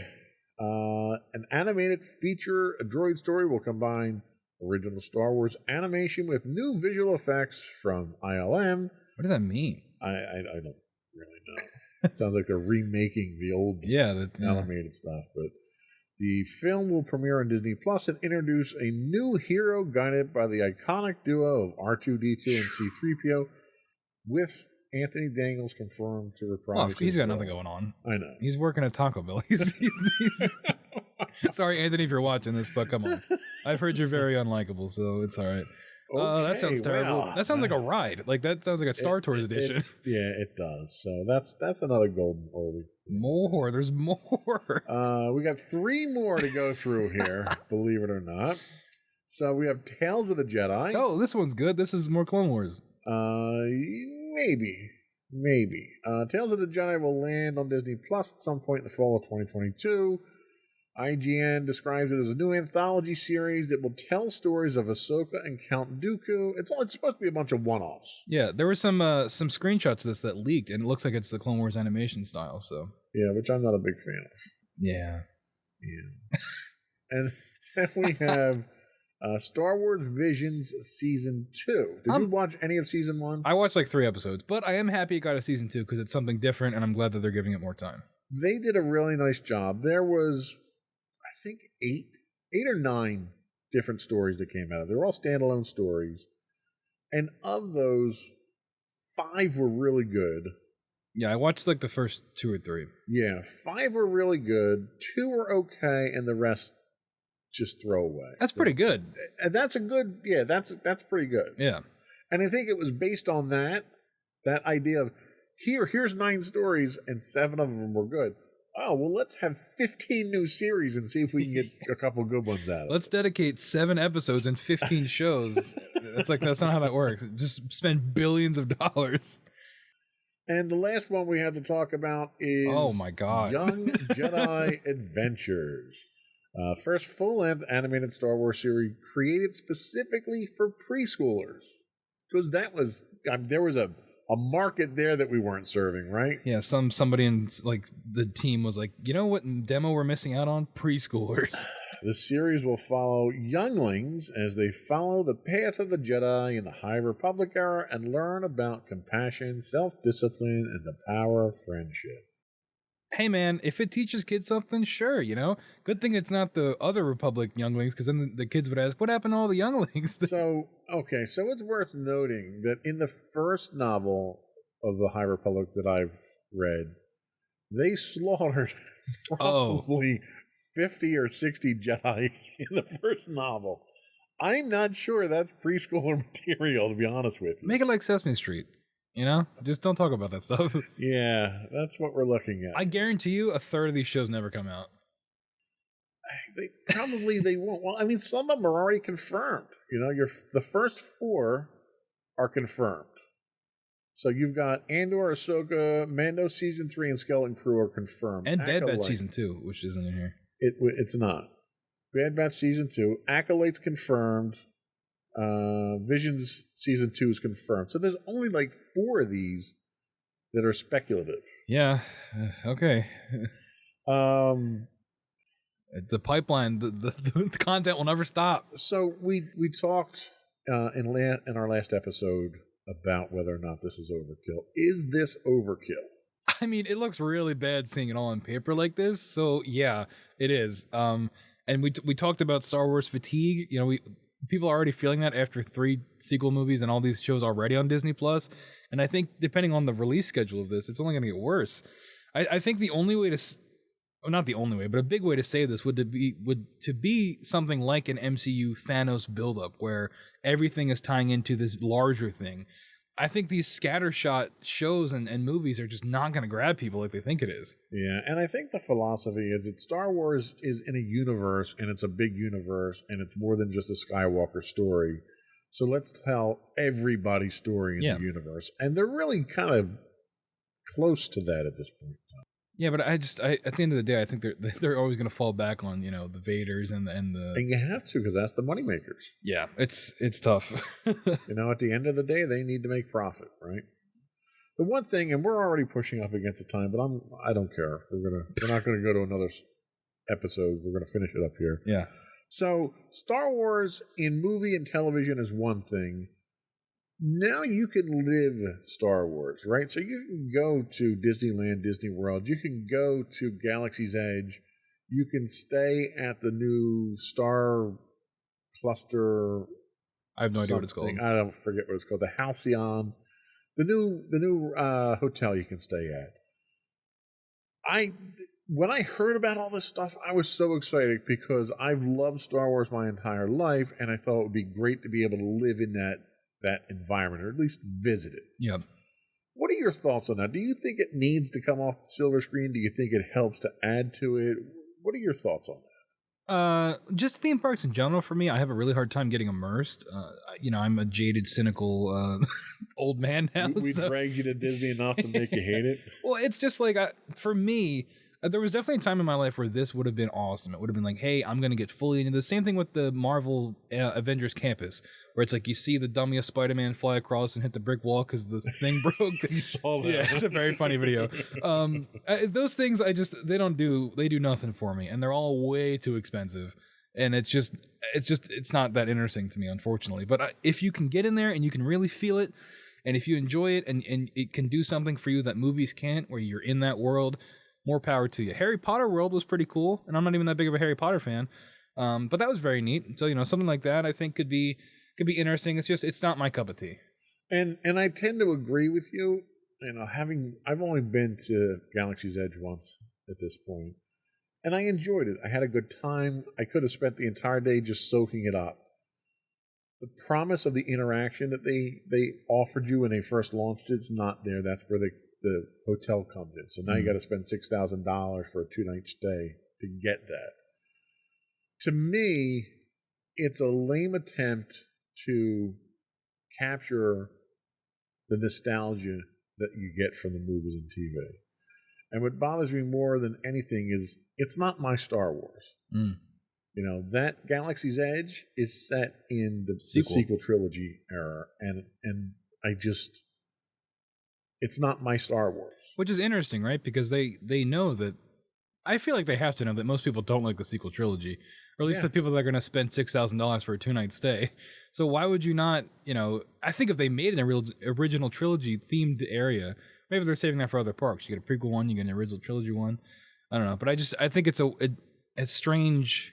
I don't know. Maybe they decided to double down, right? If we make a hotel, maybe it will convince people to like these movies more. It's really hard for me to go to a Star Wars land and know I'm not going to see Darth Vader. Yeah. It's just, he's Star Wars, and he's not there. That is very strange. And it just seems very cheap, and it's a money grab to me.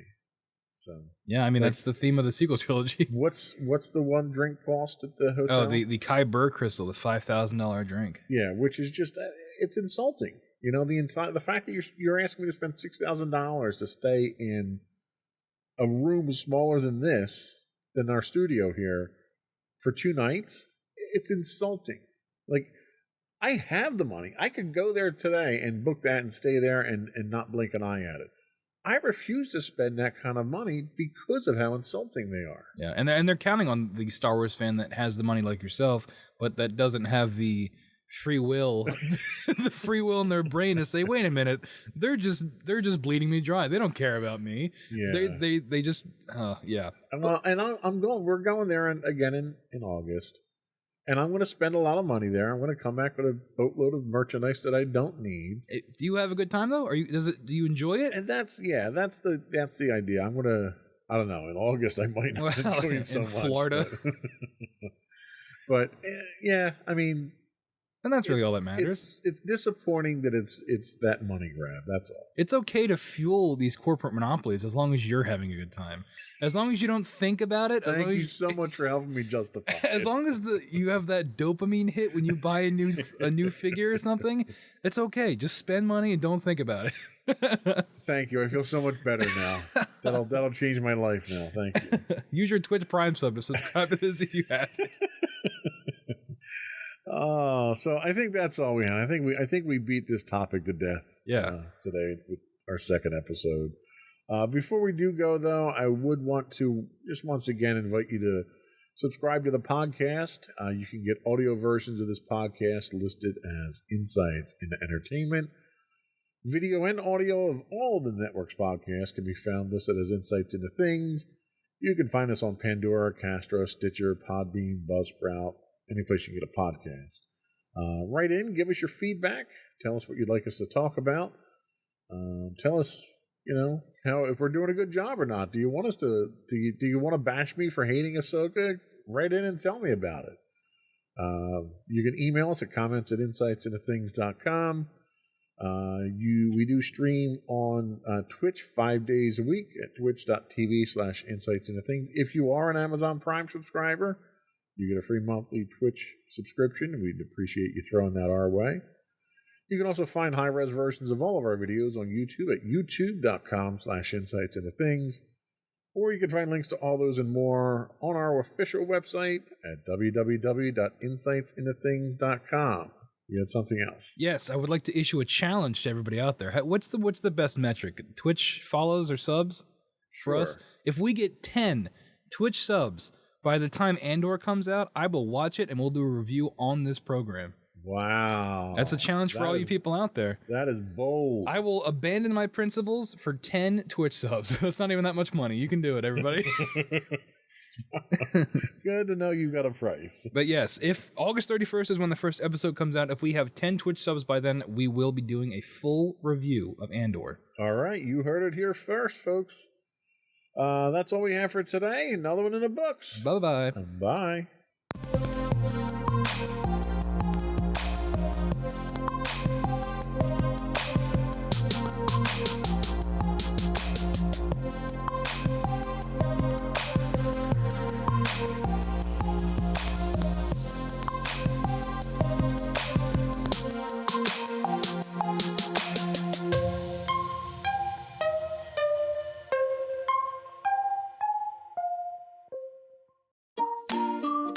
Insightful podcasts by informative hosts.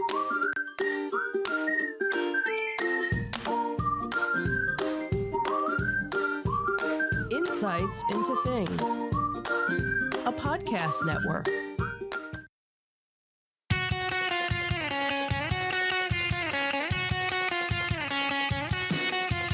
Welcome to Insights into Entertainment, a podcast series taking a deeper look into entertainment and media.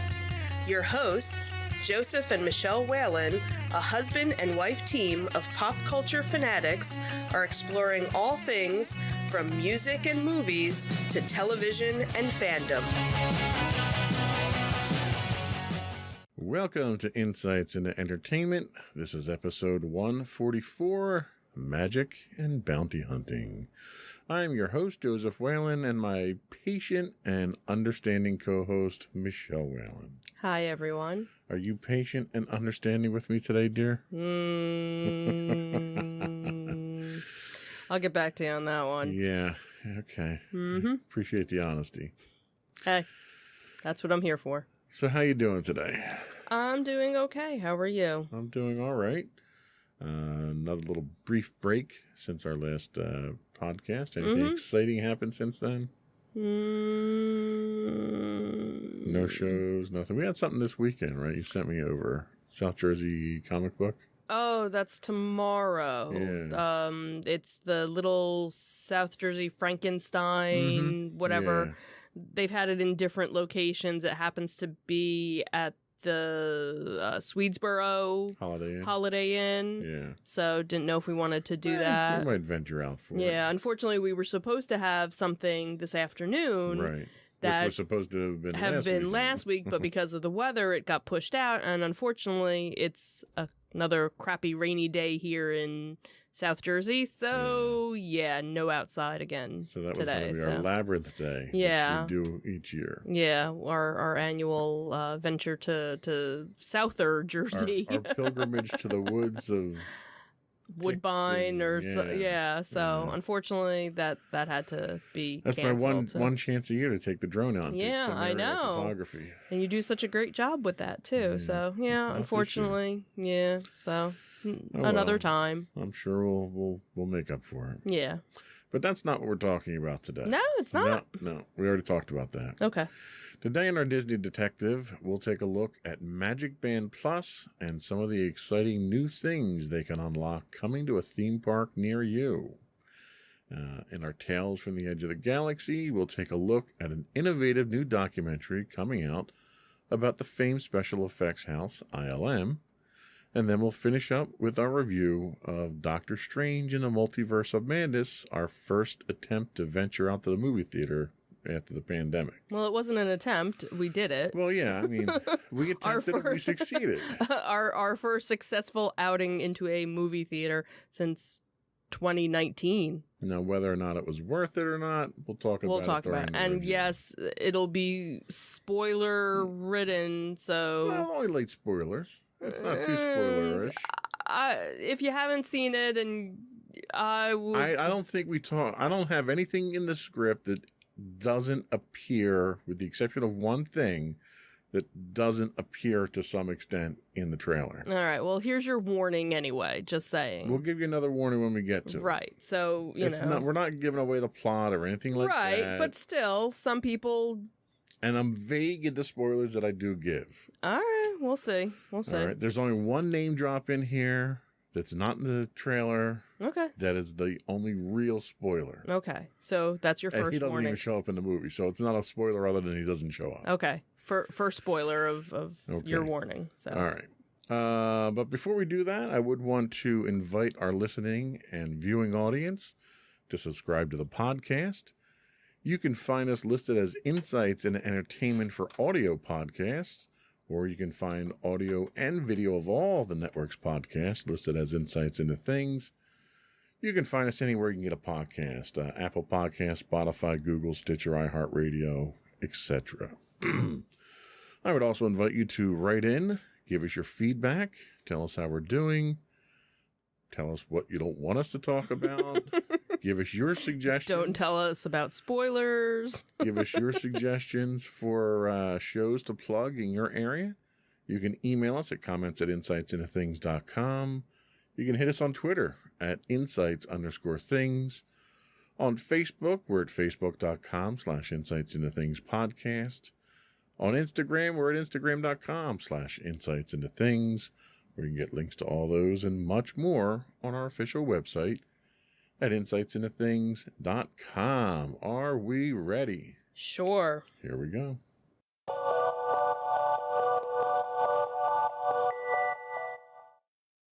So it seems that Magic Band Plus is going to will be bringing Star Wars bounty hunts to Galaxy's Edge. So if you're like us and have made numerous trips to Disney World since they introduced their Magic Band service, you probably have a wall full of Magic Bands that you got for free.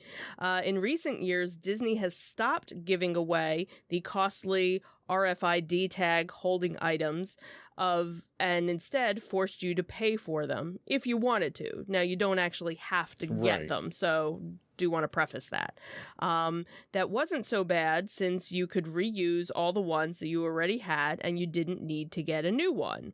Well, that might be changing with the introduction of the Magic Band Plus. The new Magic Band Plus is a wearable device similar to the original Magic Band, but these connect to the Play Disney Parks and My Disney Experience apps in both the parks and the hotels. So the initial implementation, which was demonstrated for journalists on May the 4th for Star Wars Day, was obviously Star Wars in nature. The band would allow you to pick up targets from a job board in the Galaxy's Edge area of Hollywood Studios. Using the Magic Band Plus and the app, you then play a game of hot or cold to find a bounty randomly assigned to you. You could be searching for droids, different species, or other scum and villainy around the specially themed area. As you would get close, the band would start to blink green, and as you got further from your target, it would turn red. So the Play Disney Parks app is there to keep you moving in the right direction, so it's not too difficult. And then you can also drop your current target and pick up another one at the job board at any time. So the Magic Band Plus isn't just tied to Star Wars. It'll also be able to interact with the Fab 50 statues that they have throughout the parks, and there will also be light interactions during nighttime events. And also, it's supposed to be compatible with Amazon's Alexa if you're using it in the yet unavailable Hey Disney assistant. So how much is this entertainment or this enhancement experience going to cost? That's always my question when it comes to Disney. Disney hasn't released a price on the new bands just yet. Existing bands cost around $30, but vary depending on design. The Walt Disney World News Today blog apparently spotted some new ones on sale for $30. Apparently they were inadvertently put on the shelf early and quickly taken down. The new models are battery powered. They're rechargeable and come with a USB charger. It's unclear how long the charge will last, but obviously it will depend on how much you're using them. If you're bounty hunting all day in Galaxy's Edge, they're not going to last all day. Fortunately, the bands are waterproof in case you forget you have one on and decide to go take a dip, which we used to do with the old Magic Bands quite frequently. They're practical but stylish.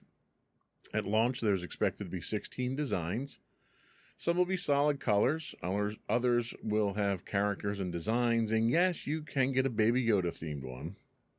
There are plans to bring the service to California's Disneyland, but no date has been announced. So what do you think of these? Do you think that this is the next evolution of this? Do you think that it's another money grab that we don't really need? I think the biggest thing, too, is that, okay, so now you have to charge it. Right. So you're going to have people that are going to forget to charge it, I'm sure, just like with their phone or whatever. So the other thing, too, is does it still work as your Magic Band, even if it's not charged? And that's a good question. That was unclear in the research that I did for the article. Because the thing is, when you're at the park, if you're a resort guest, that's your room key, that's your charging benefits, that's your park tickets are linked to it.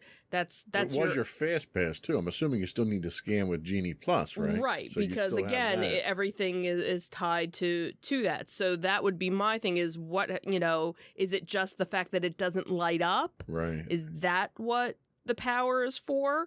As we had talked before, I remember when for the 100th birthday celebration of Walt Disney, they had these special pins that you could buy. And the idea behind the pin was that they would be interactive. Right. So if you'd go on certain rides during certain scenes, there would be some RFID reader and your pin would start to light up. Or if you were watching the fireworks, they'd go off too. And it got to the point on some rides where people would just cover it up because it was kind of annoying in some respects. So and it's similar to the mouse ears that they had tied to the one light show too. Right, because with the mouse ears, they were only tied to the light show. They weren't tied to anything else. So, and that's one of the things you're saying is that this is going to be tied to some of the fireworks shows, some of the light shows. Right. So you'll have interactions while you're watching these things. Right. Too. So I could see, because obviously, again, we've gone,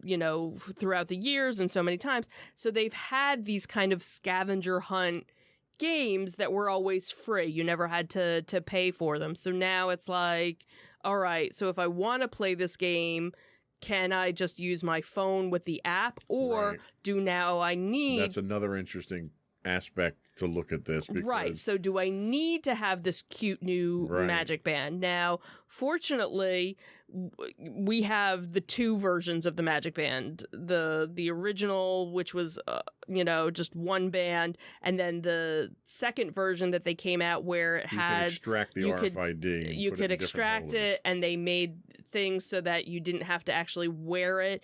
You could have it as a keychain. We ended up finding somebody online... The watch band holders. That made it so that for people that actually had a smartwatch, so that this way, you're not wearing all these, so many different things on your wrist. So we have it. So we just put it on, our watches so that, you don't have to be bulky.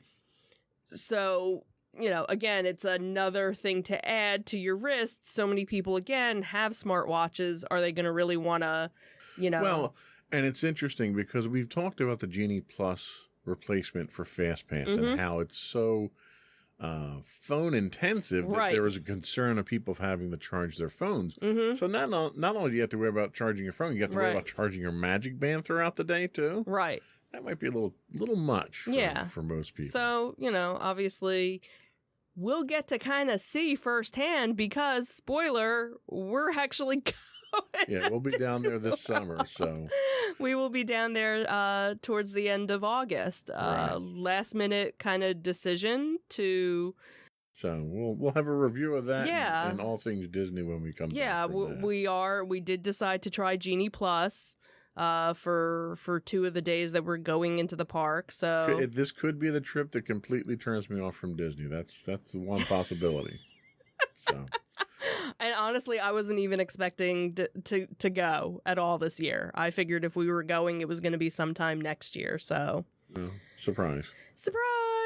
So more in depth. We'll have a deeper report on these, and they haven't even officially launched yet either. So right, still in testing. Right, so we'll see how this goes, and if I'll bet you one of the biggest concerns that they do have is the charge time on these. Right. So they're probably doing some full day tests on these right now. Right. So, and maybe by the time we get down there, you know, we'll get one and see. But the nice thing was, you know, when I was going through our reservation, it still has all of our Magic Bands linked. So we just have to make sure to, you know, that we have some of them with us. I'm gonna edge on the side of this is Disney, so this is probably just another money grab. Yeah. I'm sure. Until they prove otherwise. Yeah. So that's it for our Disney Detective. We'll be right back with our Tales from the Edge of the Galaxy.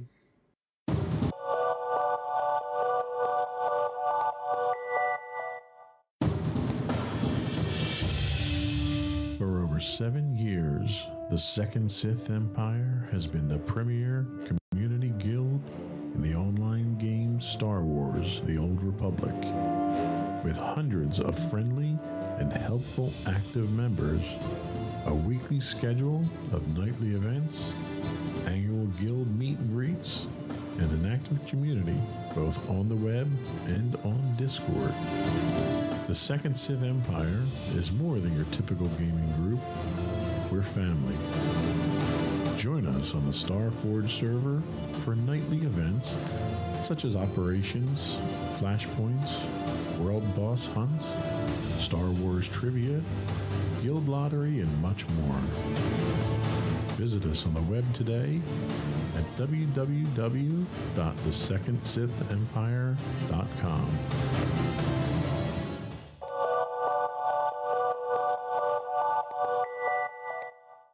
Star Wars and Industrial Light and Magic have gone hand in hand for nearly 50 years.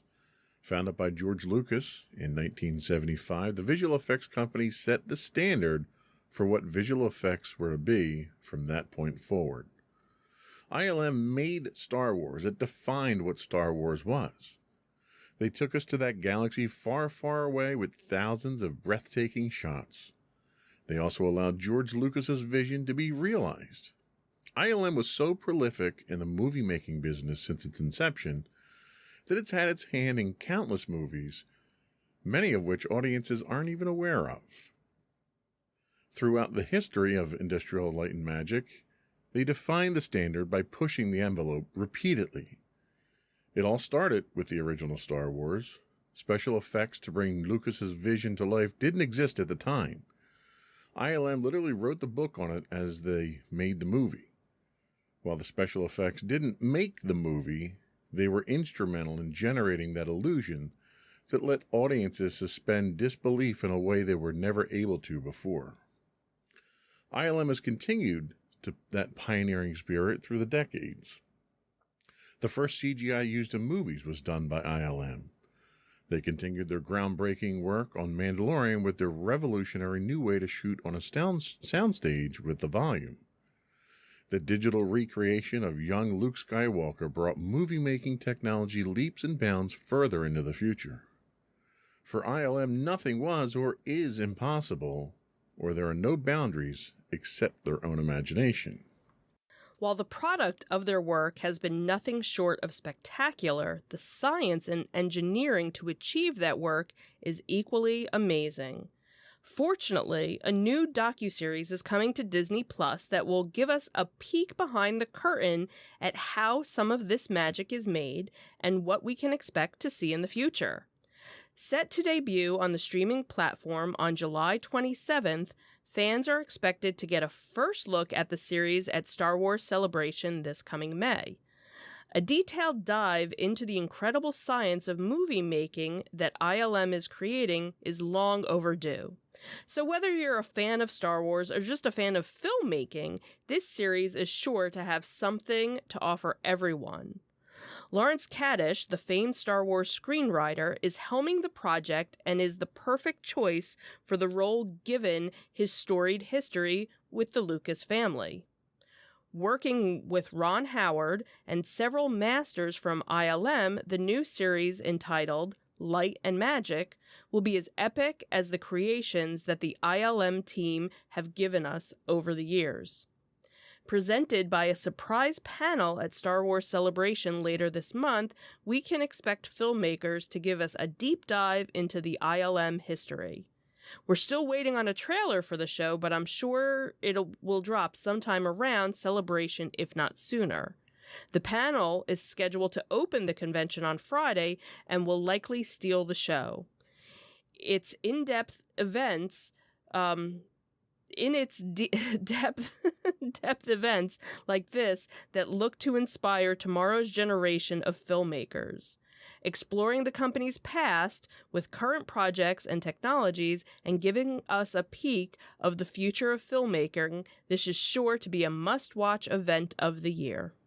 And if nothing else, Disney Plus has done a fantastic job in the documentaries that they've done. Oh, absolutely. One of which is the Boba Fett one we still have to watch. Yeah, I think we actually have a few different because they continued with a couple of the other series with new episodes. Yeah. We need to spend like a week just watching all of the different documentaries. Yeah. Well, and they did an ILM documentary, I want to say back in the 90s when they relaunched... They re-released Star Wars on CD. Oh, and can you imagine how much more, between then and now, and that's how the thing. Like you've changed much bigger from they've so gotten. Many, and they still do practical effects, but so much of the practical effects blended with the digital effects now. Like they mentioned in the research about the volume, like just the effect that you get, and not even. I'm just talking from what the audience digests in that is the realism that you get from having this digital soundstage. But when we were watching the documentary on Mandalorian, Carl Weathers is talking about how helpful and how useful it is, how realistic it is for the actors now. Right. Where you can shoot on a soundstage and instead of, interacting with a puppet or a stand-in, a proxy on stage, you're interacting with something that's literally there. Right. Or instead of having like the green screen, because that was the big thing with the prequels, the Star Wars prequels, when you saw anything from behind the scenes, they were basically on a green soundstage. There was nothing. Right. Everything was there. overimposed with digital. And they talk about the one episode in The Mandalorian, the season 1 finale, where they're on the lava river. And they're stationary in this boat on the floor. But because of the effect of the volume, he said he started getting motion sick because it was that realistic. Wow. And it's one of those things where it's just the technology itself isn't there just for the audience anymore. Right. We saw prior to ILM, you had like, Ray Harryhausen was the king of special effects and miniatures and everything. Yeah. And that elevated movie making to a level we hadn't seen before. But what ILM does now is just incredible. Yeah. And they really set the standard for it. And like you said, it's not just the Star Wars movies or Disney. Any movie that has any sort of special effects, if you sit and watch the credits. Sit through the credits. ILM is mentioned like and Skywalker sound too. Yeah, 90% of the time. The two of them, basically make almost every movie, out there these days. The original computer graphics that were featured in The Abyss were ILM before anyone had ever thought of doing anything like that. animating water. Right. How do you animate water? And they figured out how to do it. Yeah. The liquid metal features from Terminator 2. Mm-hmm. That was ILM. Like all the amazing stuff that wow you at the theater is ILM. And then everyone else comes in and just reuses those techniques over and over. Yeah. Yeah. So I'm looking forward to this. I think this is going to be a great series to watch. It didn't say how many episodes it was going to be, but I suspect it's going to be one of those ones where they're going to drop, a block of episodes, and then you might see them come back with more feeding. Yeah, into that I could see that. Yeah. So anyway, that was it for our Tales from the Edge of the Galaxy, and we'll be back in a minute with our review of Doctor Strange and the Multiverse of Madness.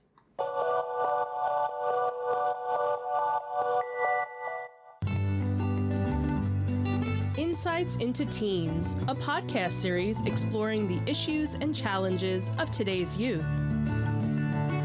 Talking to real teens about real teen problems.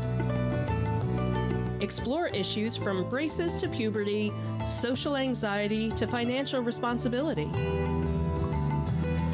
Each week, we talk about the topics concerning today's youth. We look at how the issues affect teens, how to cope with these issues, and how parents, friends, and loved ones can help teens handle these challenges. Check out our video episodes on youtube.com/insightsintothings. Catch our audio versions on podcast.insightsintoteens.com or on the web at insightsintothings.com.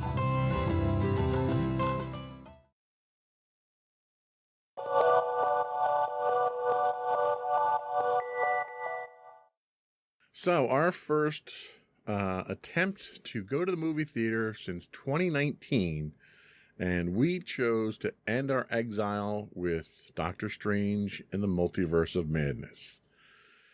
And if by madness they mean confusion, then the title is spot on. This movie was a hot mess from start to finish in ways that I can't even begin to make sense of. The title character, who's supposed to go on a journey of self-reflection as he sees his many selves across the multiverse, ends up somehow being less developed in the end than he started. How that's even possible, I don't know. We see another familiar character evolved into the quintessential evil villain in the first 10 minutes of the movie, eliminating any sense of surprise or suspense. It was almost like Kylo Ren taking his mask off in the first 5 minutes of the first sequel movie. It like killed the whole thing. A villain, I might add, that we're supposed to feel sympathetic towards by the end of the movie, despite the fact that the character has once again fallen into the same foibles they've delved into in the past. You have cameos galore, and ultimately, within the first few minutes of those cameos, the unnecessarily brutal deaths of those characters, all of which amount to nothing because it happens in a different universe. On top of this, the entire movie is smothered under so much CGI, it's like a scoop of mashed potatoes with a gallon of gravy on top. Just way too much CGI, and it shows in the actors' performances. In the end, I'm left scratching my head wondering what was the point of the movie. Where did it take the overall MCU story? Where does it go from here? And ultimately, I'm left wanting. We had just talked about CGI and how it enhances it and using the volume and all that stuff. And clearly, they did all this stuff on a green screen because the actors' portrayal of so much stuff that's happening on the screen around them is so muted because it's on a green screen. And you can tell when you have too much CGI because on the screen when you're watching this, you have all kinds of crazy stuff happening and you have an actor focusing on one point. And it really detracts from it. What are your thoughts? I didn't think it was that bad.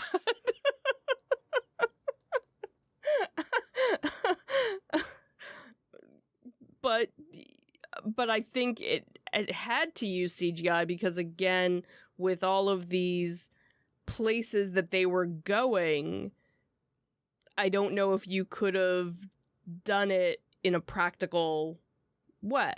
So... Well, no, I agree with that.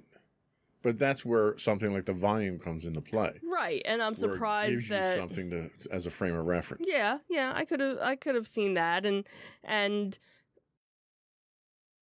I'm trying not to say anything that doesn't spoil anything.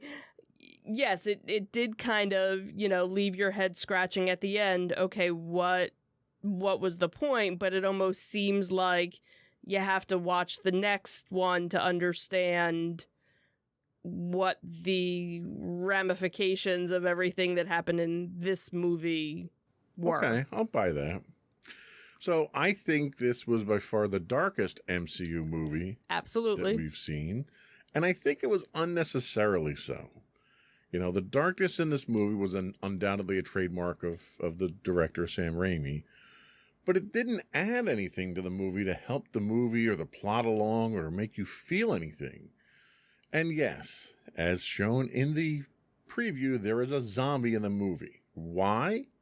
I'm not really sure why. The plot didn't really call for it. There were easily ways to work around it. What got me was they telegraphed it so poorly early in the movie that there was like no aha moment where, oh, that makes sense. That's why we would do something like that. What do you think? Do you think it was dark?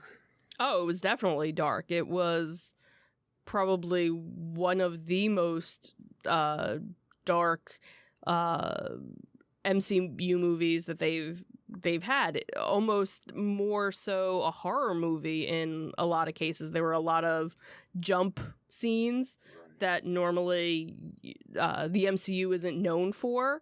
I wouldn't say it was as dark as a lot of the DC movies have been in that respect, because DC tends to be very dark and Very brooding gothic and gothic, so it wasn't that kind of dark. It was just not your happy, like, Guardians of the Galaxy. Even Endgame has some moments, but wasn't, there's no horror aspect to it, Did that darkness add to the movie? Did it enhance it? Was it necessary to get the point of the movie across? I don't know. In some respects, I didn't mind it. I didn't know. I'm the type of person, I don't want to read about a movie beforehand. I don't want to see too many spoilers. I don't want to see too many commercials or trailers. You're the opposite of me, though. Right, because I want to go and be entertained and be surprised and not know what's going to happen, where you read the synopsis so you know everything that's going to happen from start to finish. And that's why if you ever tell me about anything, I will immediately divorce you, and we already have that written thing. Like, don't tell me. That was in our prenup. That was in our prenup. So don't tell me, because I want to be surprised. So I think for me, it kind of added to the adventure. Like, okay, this is kind of maddening. This is kind of dark. And, because Doctor Strange, his whole story is kind of weird and twisted, and sure, so it in some respects, like if they had done this with like Captain America, it totally wouldn't work, right? But with Doctor Strange, he kind of has that, and there were these little tie-ins from like What If, and and okay, well, okay, and that's a good point. Let's run with that. So they had tie-ins to these one-off series on Disney Plus, right? Does the movie work without those? Because not everybody watched those. I have two people at work who are MCU fans who didn't watch those series. Yeah, and I think it's one of those things where you have to know about them to understand. Well, who? At least one of the characters who shows up makes no sense if you didn't watch What If. Right, exactly. It'd be like, who are you, and how do? Whereas if you watch What If, then you go, hey, I remember you, or even the other series that was on Disney Plus. You kind of need to watch that to understand, and this is almost where. Not to, with Star Wars, with the new trilogies. Absolutely. So much of it happened outside of the movies. So much of it happened outside where you kind of go, where did the First Order come from? Huh? Where if they had Disney Plus to do these little Yep. shows. Well, and they still even haven't done it on Disney Plus, Right, which but that's what blows I'm my mind. and that's what I'm saying is like at least with the MCU, they did kind of fill in those gaps. Yeah. So they didn't necessarily say you had to watch them, but if you did watch those shows, you'd have a better Right. understanding of, you know, and then of course the third MCU show that you thought maybe possibly was going to have some sort of tie-in. They, And I'll cut that one off in the end. here. yeah, so. So there's a lot of deaths. Yep. And those deaths tend to be very graphic. So when we were walking in, there was a father coming in with 2 kids, probably 6, 7 years old, somewhere in that range, excited because they were going to see Doctor Strange. That's not the movie that I would have that age group go see. Yeah. This was not your Guardians of the Galaxy, you know, a little bit of bad language, but overall it's a good movie for kids. Right.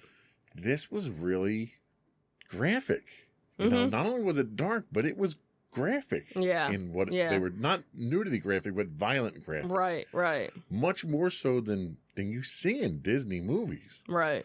So I'm kind of surprised that Disney allowed a lot of that stuff to happen in there. Right, with a PG-13 Yeah. rating. So, There were fight scenes. There were lots and lots of fight scenes. There were so many fight scenes that by the end of the movie, there was just this fatigue of fight scenes.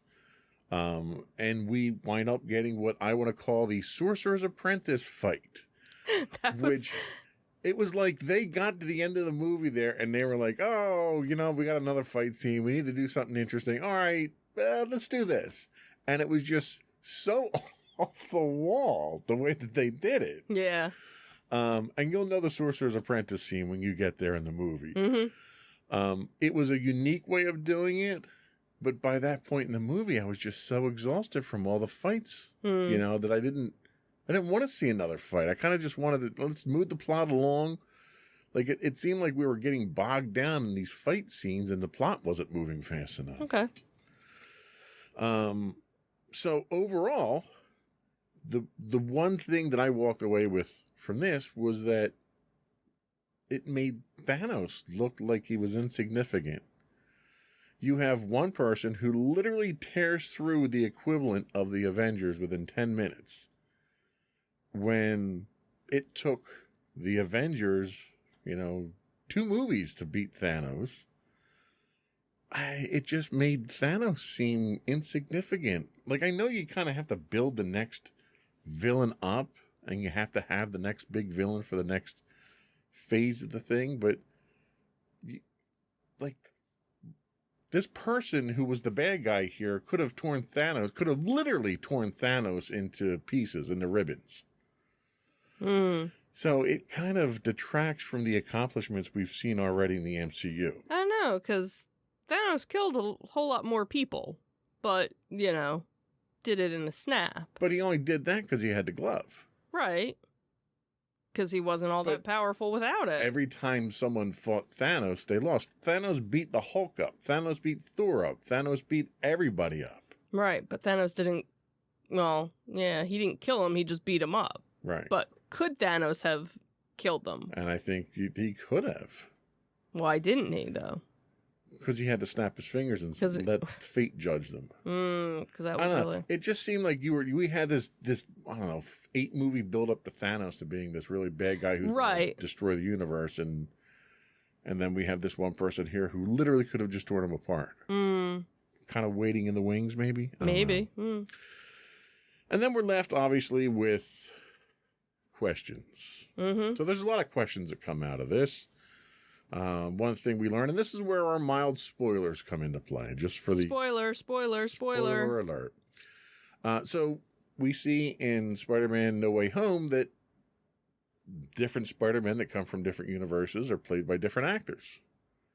Seems like every iteration of Doctor Strange is played by the same person. Is that unusual? Seems like all the characters associated with Doctor Strange are played by the same person. Is Doctor Strange's universe somehow tidally locked where Spider-Man's isn't? Then we're introduced to a new character here, which they talk about in the trailer, so I'm not afraid to mention this character and their abilities and stuff. But there seems to be only one version of this new character across all the multiverses. Is that an effect of their power? Is that in spite of their power? And what is this person? Are they a mutant, an alien, an inhuman? What are they that gave them this power that they're described to have? Mm-hmm. And then, is there really a universe where Wong is chased by angry clowns? You'll see that in the it's briefly mentioned in there.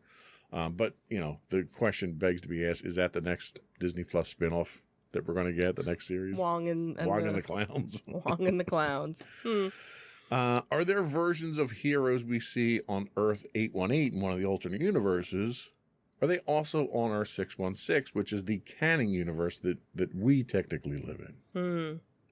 If so, are they played by the same actors? Can we expect to see some of these faces show up again in later Marvel films? And where are the Avengers when someone's tearing apart the multiverse? Do they only respond to threats from Earth? What are they, Union now or something? Do they not show up anymore? Well, and that was something that Maddie and I were talking about. And I said, well, Spider-Man is, always in New York City. Because he's a friendly neighborhood Spider-Man. Right. Depending on where things are, maybe in some alternate universe, somebody's out in California and maybe, they don't know that something's going on someplace else because maybe they're dealing with something else out in California or in Canada or Mexico or somewhere in Europe. No, when aliens opened a portal over New York, all the Avengers showed up. Now we've got monsters showing up on the street of New York. You'd think some news outlet would pick it up, and but Doctor Strange wasn't there. Was he not? Had he not become part of? Well, he was. He was at the sanctuary. Was he? Yeah, because he woke up from a nightmare. Oh, okay. Yeah. Well, where was Ant-Man? Where was, Exactly. They're the Avengers. Where were they? Right. Were they on vacation? That's where my question comes in. And finally, here's the biggest spoiler that we're going to talk about here. So we learn of a new villain at the end of the Loki series on Disney+. Mm-hmm. He is billed to be the big bad guy for this new phase of the MCU. Mm-hmm. He's already tied to multi-universes, so he's a multiversal kind of guy. Everyone thought he was going to show up here, and he doesn't. Right. Which left me feeling, where did this film go? It didn't take us anywhere. Where was this guy at? And I'm not even going to mention his name because I know you're going to yell at me for spoilers. No, that's fine. Kang the Conqueror. Oh my God, you spoiled it! No. Where was Kang the Conqueror? He doesn't even get an honorable mention here. And that kind of disappointed me because, as we led through all that stuff with Thanos was making appearances in post-credit scenes and stuff like that. And it was all adding up. So, I don't know. I don't get it. So, from my perspective, and I'm sure you're going to disagree, the movie was a mess from start to finish, and I'm kind of disappointed that my first venture to the movies after the pandemic was this. This is one of those ones I think I could have safely waited to see on Disney+. What's your conclusion? I didn't think it was that bad. Obviously Doctor Strange isn't one of my favorites from, the MCU. And that's the whole thing is I'm not like a purist. I never read any of the comics, so the only way I'm learning about these various characters is obviously from the shows, the movies, and whatnot. So I'm just kind of like going along for the ride. Okay, this is who this is. So there's nothing for me to be disappointed with. Okay, fair enough. Obviously, I was very excited with one of the cameos. Yes. Brief as it may as it was, and traumatic as it but it was nice to see that character which means we might see more of that character, which would be awesome. Right. It's a character who she happens to be my favorite MCU character. You even have a couple of pops. You got There- one behind you there. She's kind of over there, and kinda she's over over there. there, and so for it was one of those when she came out in the beginning and kind of went away. It was kind of like, oh, okay, but she was there at least, and then all of a sudden, she kind of came back, and even though she was only in cartoon form, it was still kind of cool. So to see her actually in the flesh was Yeah. like, yay! And we love the actress that plays her, too. Absolutely. She's awesome. So there's my spoiler. Spoiler. It was Captain Carter. So that kind of was like, all right, there's hope that maybe she might. And in all fairness, she does show up in the where a sign of her shows up in the trailer. Right. It's not too much of a spoiler. Right. And so I kind of knew, because when we watched the trailer, I did pause and I was Yeah. like, Yep. So of course, when she finally did, come out, I was like, and then of course, but Yeah, that pretty much sums it up. that's pretty much- All right, so give me a 1 out of 5 stars, 5 being the best. 4. So I would have given it a 3. I don't think it was terrible. I think as a standalone movie, it was acceptable. Mhm. I think as a part of the overall MCU theme, I'm still left scratching my head. Right. It definitely, when you look at the overall MCU, it does kind of, but like, I think the Eternals is worse. Oh, it was terrible. Where that made no sense.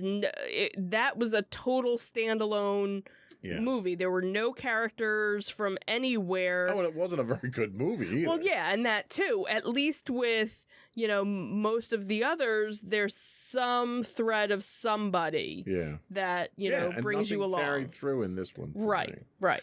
So anyway, that was our review.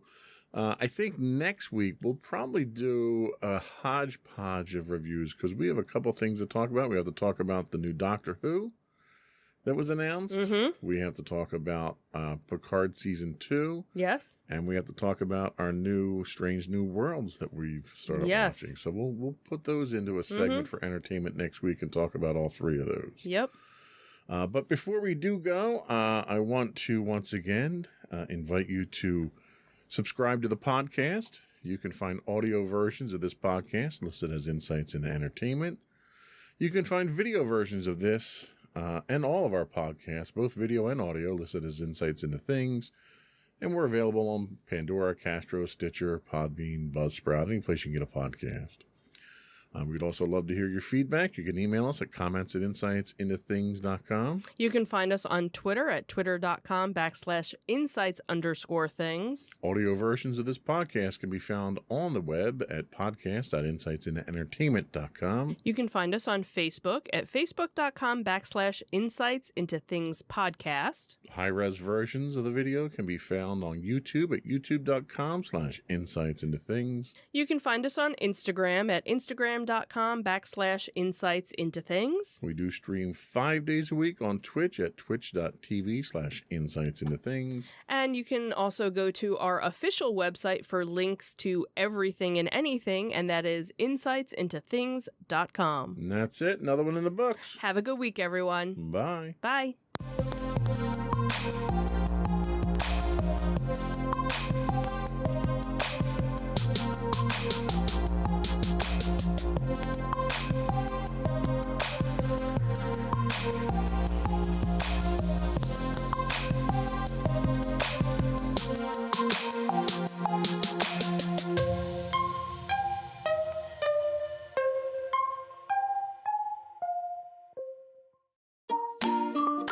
Insightful podcasts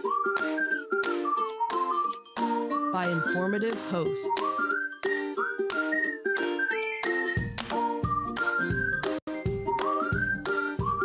Insights into Things, a podcast network.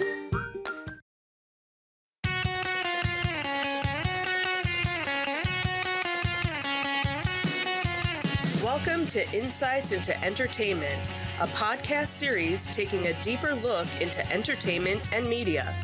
Your hosts, Joseph and Michelle Whalen, a husband and wife team of pop culture fanatics, are exploring all things from music and movies to television and fandom. Welcome to Insights into Entertainment. This is episode 145. Help me, Obi-Wan Kenobi. I'm your host, Joseph Whalen, and my special guest host today is Sam Whalen, host of our Insights into Tomorrow podcast. Hello there. How you doing, Sam? Good. How are you doing? Good. Thank you for joining us today. So this discussion kind of came about. You know, we've been itching to have this discussion for quite some time now. We've finished the Obi-Wan series now, so we can finally have the whole conversation. So today we're going to discuss the current state of Star Wars. Believe it or not, we're actually coming up on the 10th anniversary of Disney taking over Lucasfilm. We'll take a look at how the franchise has progressed since Disney took ownership and what their stewardship looks like. Then we'll take a deep dive into the properties that have come out recently and the trend towards streaming.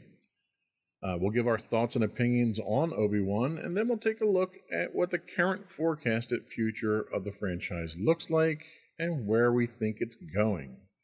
But before we do that, though, I would invite our listening and viewing audience to subscribe to the podcast. You can find audio versions of this podcast listed as Insights into Entertainment. Both video and audio can be found on all of the network's podcasts, listed as Insights into Things, and we can be found anywhere you get a podcast, Google, Spotify, and so forth. We'd also invite you to write in, give us your feedback, tell us how we're doing, give us your suggestions. You can email us at comments@insightsintothings.com or check out our official website at www.insightsintothings.com for all of our social media links. Ready to get into it? Yeah, before we get into it, full spoilers for everything. So if you haven't seen the new sequel movies, if you haven't seen Obi-Wan, we're going full spoilers, just so you know. All right, good warning there.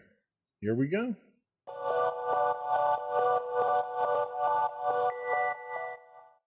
So Disney's trying to get their money's worth from the franchise. So we all know that back in 2012 or thereabouts, Disney basically bought Lucasfilm for about a little over $4 billion.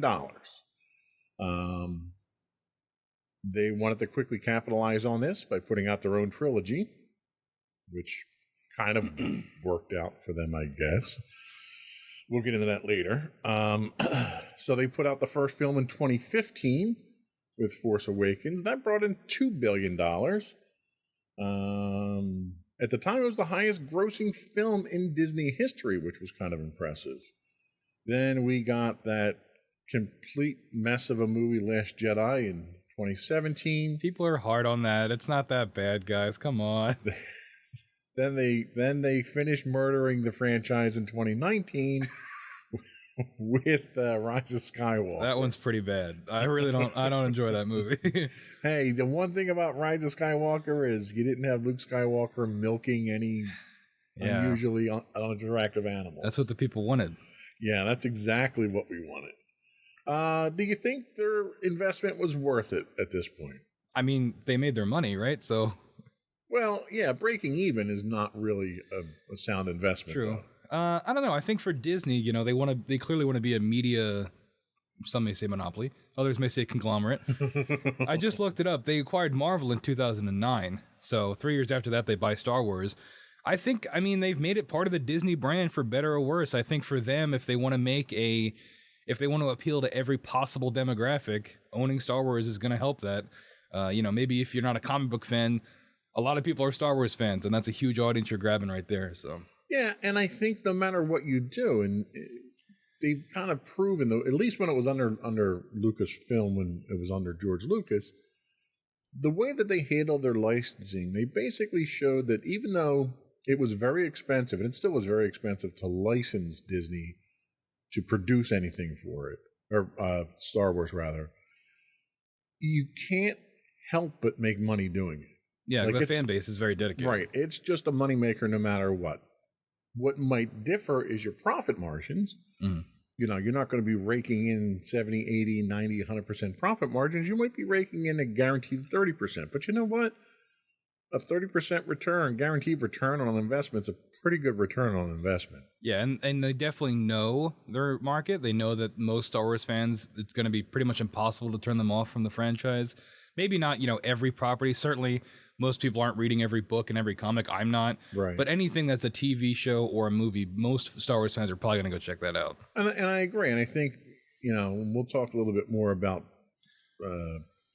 where they made some mistakes in a minute or so here, but I think Disney is smart enough to know what property they have and how to milk it, how to get their money's worth out of it. They've been doing it for almost over 100 years now. Yeah, and do we want to go movie by movie? Because Force Awakens is a great example of that, kicking it off. Oh, absolutely, go right into it. You get J.J. Abrams. He did it with Star Trek. He took Star Trek and kind of made it more for mass appeal. For better or worse, if you're a Star Trek fan, some people had problems with that. But he basically did the same thing for Star Wars. I mean, it's a New Hope again, but it's updated with modern visuals. It's a very, it's hard to not like that movie. I love that movie, and I know it has its issues, but I think it did a great job capturing what Star Wars was and what it could have been. And I agree. I think Force Awakens was a good movie to kick off the new franchise because it reintroduces people who are familiar with it, and it's comfortable for those people. Mm-hmm. And it's a great way of easing other people into it. The critical difference between what he did with Star Trek and what he did with Star Wars is Star Trek he had a loophole.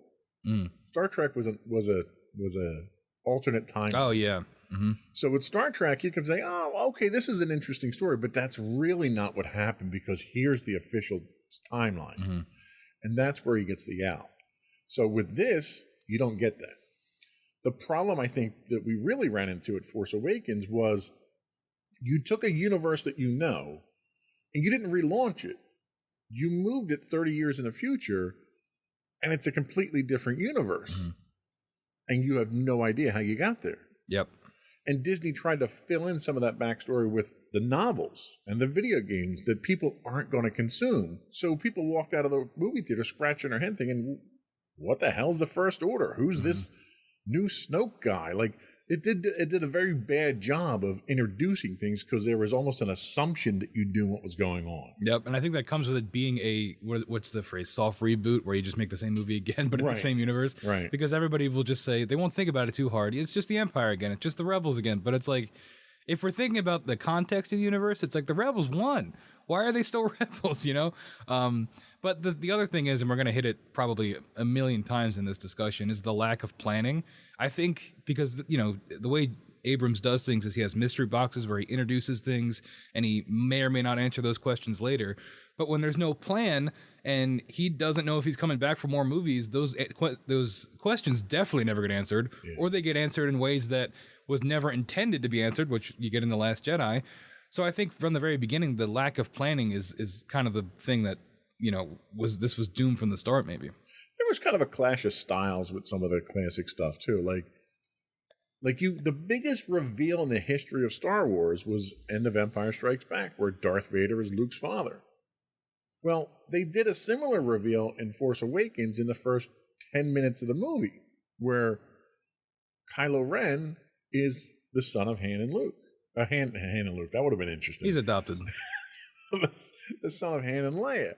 And he wears this mask like Darth Vader, which comes off in the first 15 minutes of them. And it's like every reveal that there could have been was like out of the bag. Like the first scene is what you get. So it kind of was a clash of styles too. Yeah, I don't know. I like that because to me they're trying to make Kylo more of a character. Darth Vader, you don't get his character until Jedi, where you find out he kind of gets redeemed in that movie. Whereas with Kylo, they skip all the reveals right away so we can see him as more of a person. And, he throws temper tantrums and stuff. But I think the big reveal for Force Awakens is Han dying, right? I mean, that's in the similar vein. I would agree. And the way that he died, I think, was acceptable. Mm-hmm. Okay. Like a lot of people will flash back to the expanded universe novels, and the first original character that was ever killed off in the expanded universe was Chewbacca, and he was killed off in the first series of the New Jedi Order books, and they killed him by dropping a moon on him while he was saving one of Han's kids, which was the you know, you couldn't come up with a better way to have a death scene than that in a book.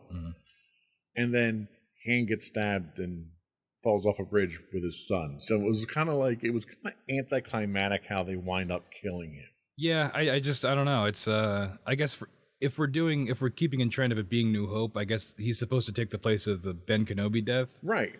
And Ben Kenobi dying propelled Luke down this path of being a Jedi. Yeah. Where Han dying really lended nothing to the character development as much as they wanted it to. It lended nothing to the character development of Kylo Ren. Yeah. Because they tried to revisit it in The Last Jedi, and it just didn't work. And Rise of Skywalker. Yeah. When he comes back as a ghost.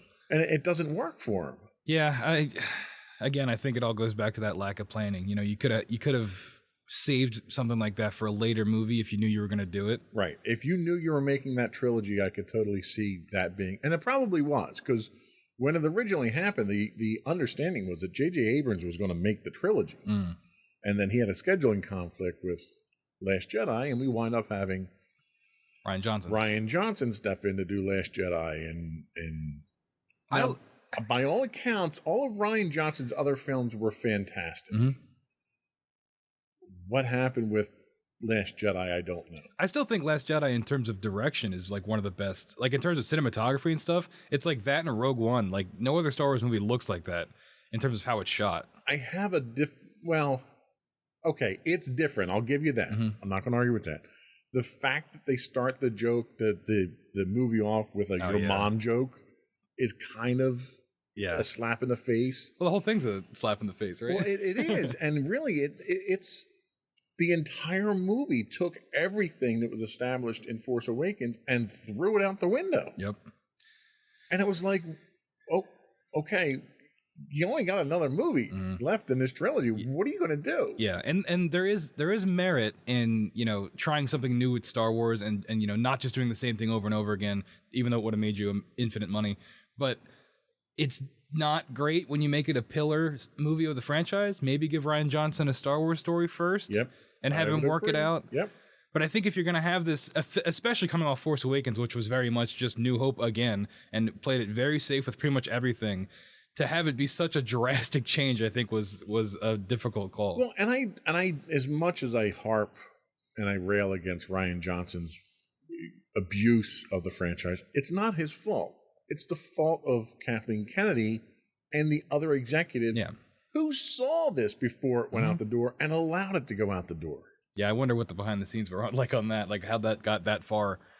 Like it was embarrassing to see something like that. Luke Skywalker, Jedi Master, is milking a cow. Okay, yeah, it's tough.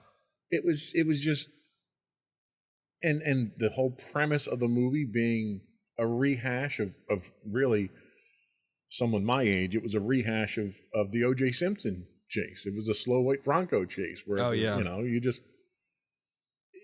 no one in the history of Star Wars ever ran out of gas. I'm sorry. Like that whole premise itself was just weak. Yeah. And it's things like that where like when you're going to release a main movie in the franchise, people are going to ask questions. They're going to be much more critical of it. So like give them a side story, you know, give them a TV show. Well, they weren't doing TV shows at the time, but do a side story, you know. It's maybe they were taking a risk because they know he's a good filmmaker. Maybe they thought he could pull it off. But I think, and I'm sure he didn't write and direct, not entirely. I'd have to see who the other writers are because the writing is a big part of that as well. Right, I agree. But I just think but it was a reputation. I mean, he got the movie based on his reputation, and his reputation was for making some non-standard films. You know, I mean, he was a revolutionary director in what he's done. And I've only seen Looper. That's the only other film I've seen. I don't know what they expected out of him other than something that was unconventional. And it was unconventional. Yeah. But unconventional is not Star Wars. Yeah, and it's difficult not to compare it to the MCU because it's like the same company now, and eventually they clearly were trying to go for something like that. Right. Where it's like all the MCU movies are directed by different people, but when you get an Avengers movie or a Civil War, where it's like everybody shows up, there's a timeline they have to abide by. Exactly. There's a Kevin Feige at the top who's saying, hey, we gotta even in the individual movies, Kevin Feige's coming in and he's saying, "Hey, we got to stick with this." There's an overall master who's directing the plot. Like, you have to go from point A to point B. How you do that is up to you in the movie. But at the end of the movie, you have to be at point B, is what the rule is. Yeah, and there are some negative aspects to that because you see MCU directors fired all the time for creative differences, aka they're not sticking to the cookie cutter what Disney wants formula. But the benefit of that is that you get a cohesive narrative. And when you're doing it over the course of 10 or more movies, you need that or it's complete chaos. Look at what happened to the Marvel properties before Disney took over. You know, look at the Spider-Man movies. Look at the Fantastic Four movies. Yep. It was a mess. They were all over the place. There was consistency issues. There were continuity issues. There was nobody who was helming the entire thing. And that's the one thing that Disney has at least done with the Marvel side of things. Yeah, and I'm hoping, and we'll get to Dave Filoni later. He's the guy in charge of, Clone Wars and Rebels and things like that. I think he's the closest we have to a Kevin Feige in this universe with how he's worked on Mandalorian and elements of Boba Fett and the Ahsoka show coming up. We'll get to all that later. But I think it's something that I think is hopeful for the franchise going forward. Absolutely. Let's finally, bash a little bit on Rise of Skywalker and finish up this diatribe before we move on. That's my least favorite movie in all of them, even the prequels. I just can't stand it. It's like terrible. I think J.J. Abrams kind of got stuck with a raw deal. He had a vision when he started Force Awakens that was thrown out with Last Jedi, and he had to spend half of Rise of Skywalker fixing all the stuff that Rian Johnson broke in Last Jedi. It felt like 2 movies. Yeah, it did, because he had to basically retcon Last Jedi. Which, is just so sloppy. And again, we go back to the lack of planning. That's, ridiculous. When you're spending billions of dollars on these movies and you have to spend half of, just from a production and, a narrative standpoint, having to redo or undo, a half or a third of your trilogy is, ridiculous. How did that happen? Yeah, you're absolutely right. And I think it's because he had a vision of where he wanted it to go, lost the control in the middle there and had to try to regain it. And you had to resurrect Palpatine. Somehow, Palpatine has returned. No, mind you, if anyone follows the expanded universe, Palpatine comes back a couple of times. And every time that he comes back in the expanded universe, it's a stretch. Okay? It's ridiculous, yeah. It is. And for him to come back here, and not only did they bring him back, they had foreshadowed him coming back when they had Ian McDiarmid, who plays Palpatine, show up at Star Wars Celebration months before the movie came out, because the trailer they put in the Emperor laughing. Yeah. And then and it was there was no surprise whatsoever. You knew exactly what was going to happen. The question was, it'll be really cool how they show it, and then they did it. Right. and then it wasn't cool when they showed it. They're still trying to explain it. We've gotten some hints of cloning and siphoning Baby Yoda blood, I guess, for midichlorians, but we still don't have a concrete explanation as to how he came back. Well, and the kicker is, had they gone down the original route of the expanded universe and which is the direction they're going now, mind you, went the path of the Thrawn trilogy, which legitimately should have been the sequel trilogy to what we originally know of as Star Wars, you would have gotten Thrawn. You would have gotten Jorah Sabath. You would have been introduced to the cloning of a Sith user and of a Force user and the complications. You would have gotten all that stuff, and it would have logically led to this point. Yeah. And when they acquired the property, they just decided to throw everything out that was Lucas's stuff, and they didn't want it anymore. Yeah. And that was their dumbest mistake. We might talk more on that throwing out later, but yeah, that whole the months after the acquisition where they're just destroying projects left and right is rough. But going back to the EU stuff, it's like the Marvel comics. You have a blueprint, and it's not a perfect blueprint. Comics are very weird. But you have a story that at least not most people, but people have read, and it worked. So you can at least pull elements from that. It's something. It's a path you could take, and it's 3 books. So it could have been another trilogy right there. Right, and it's something that people are familiar with too. So they've got something to latch onto. Marvel's more difficult because you have relaunches of storylines multiple times in the comic industry, and what Marvel tends to do is they pull different pieces, different elements from each of those relaunches and puts them into a cohesive story. So no matter what era you read the comics, you'll recognize parts of it. And it's that recognition, not nostalgia so much, it's that recognition of, oh, I know who that guy is. He was this guy over here. I wonder where he's going to wind up in this story. It's that little click in the brain that makes the Marvel stuff work so well. And how they will subvert those expectations as well, Right. where like they'll take if you know, like everyone, not everyone, but when everyone figured out Thanos was the bad guy, people went and looked up the original Infinity War. Right. But it's not like that. Like it's much different. But you've had fails along those lines too, like the Mandarin. Oh yeah. So that didn't go over quite as well as they wanted to do. Yeah, they had to go back and retcon that multiple times. They had to clean that up a couple of times. But yeah, it's always like with that, you've got the blueprint, and then they change it up where they need to, and they keep what they want, but they use the comics as at least a jumping off point. Whereas with Star Wars, there seemed to be no planning at all. Right. Well, and to complicate things, and this, we'll go into the next segment here about Disney learning from their mistakes. Is while they're making these, Disney's also in the process of releasing these one-off movies. And their premise at the time, and they even stated this, was they would have a canon Star Wars saga, a Skywalker saga movie every, 3 years, and then they'd have a one-off movie in between there. And the idea was to keep interest in Star Wars. Well, everyone who's a Star Wars fan knows that you get a trilogy, there's 3 years between each episode, and then there's like 15 years before anything else happens. And that's kind of the pace that we've lived at. Well, you wind up getting the first example of this in Rogue One, a Star Wars story, which, in my opinion, is one of the best movies in the entire Star Wars franchise. Yeah, Rogue One's pretty good. It really doubles down on all that nostalgia and like fan service stuff, but it's fun, and I like that movie. And it's not a main trilogy, so it's okay for it to be like that flawed. It's a movie that didn't need to be made. It didn't change the overall narrative. It didn't change the overall story. Everything else remains. It's a fringe movie that happens to be made, that has beautiful artistry to it, beautiful writing. It ties perfectly into what we know is Star Wars. And you get a badass version of Vader out of it, too. Yes, yeah, that's true. That probably knocks it up like 3 points for you. Yeah. And then, 2 years later, we get Solo, another Star Wars movie that didn't need to be made, which was terrible. I mean, it has good parts, but like overall, it's not great. It's one that didn't need to be made, and it goes against the idea.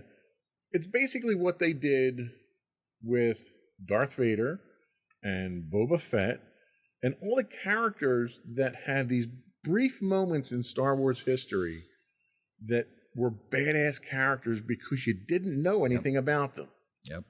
And you didn't need to know anything about That's what makes them cool. Right. Is that you can say whatever you want in your head about them. Right. So no matter what, you're going to look at Darth Vader, and he's a whiny little kid now. Yeah.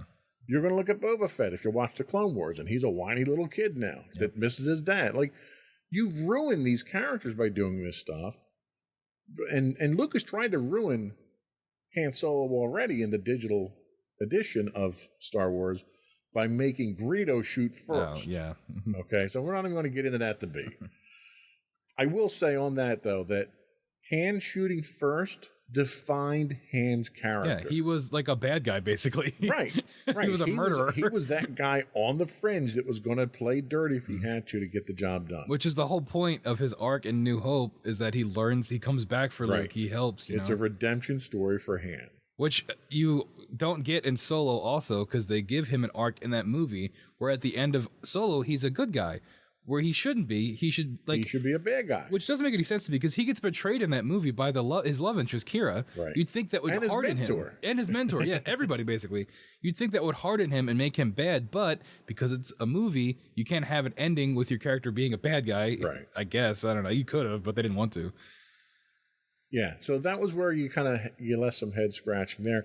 And the other problem that happened with Solo was, again, if you were a fan of the expanded universe, there was a natural story progression of the relationship between Han and Chewie. Han gets his blaster as another storyline. So you have all these different things that define a Han Solo character over the course of years, and they cram it into this movie where it happens in the course of a couple of days. It's like the ending of Revenge of the Sith, where in the last 10 minutes, everything has to get set up for New Hope really fast. Right, exactly.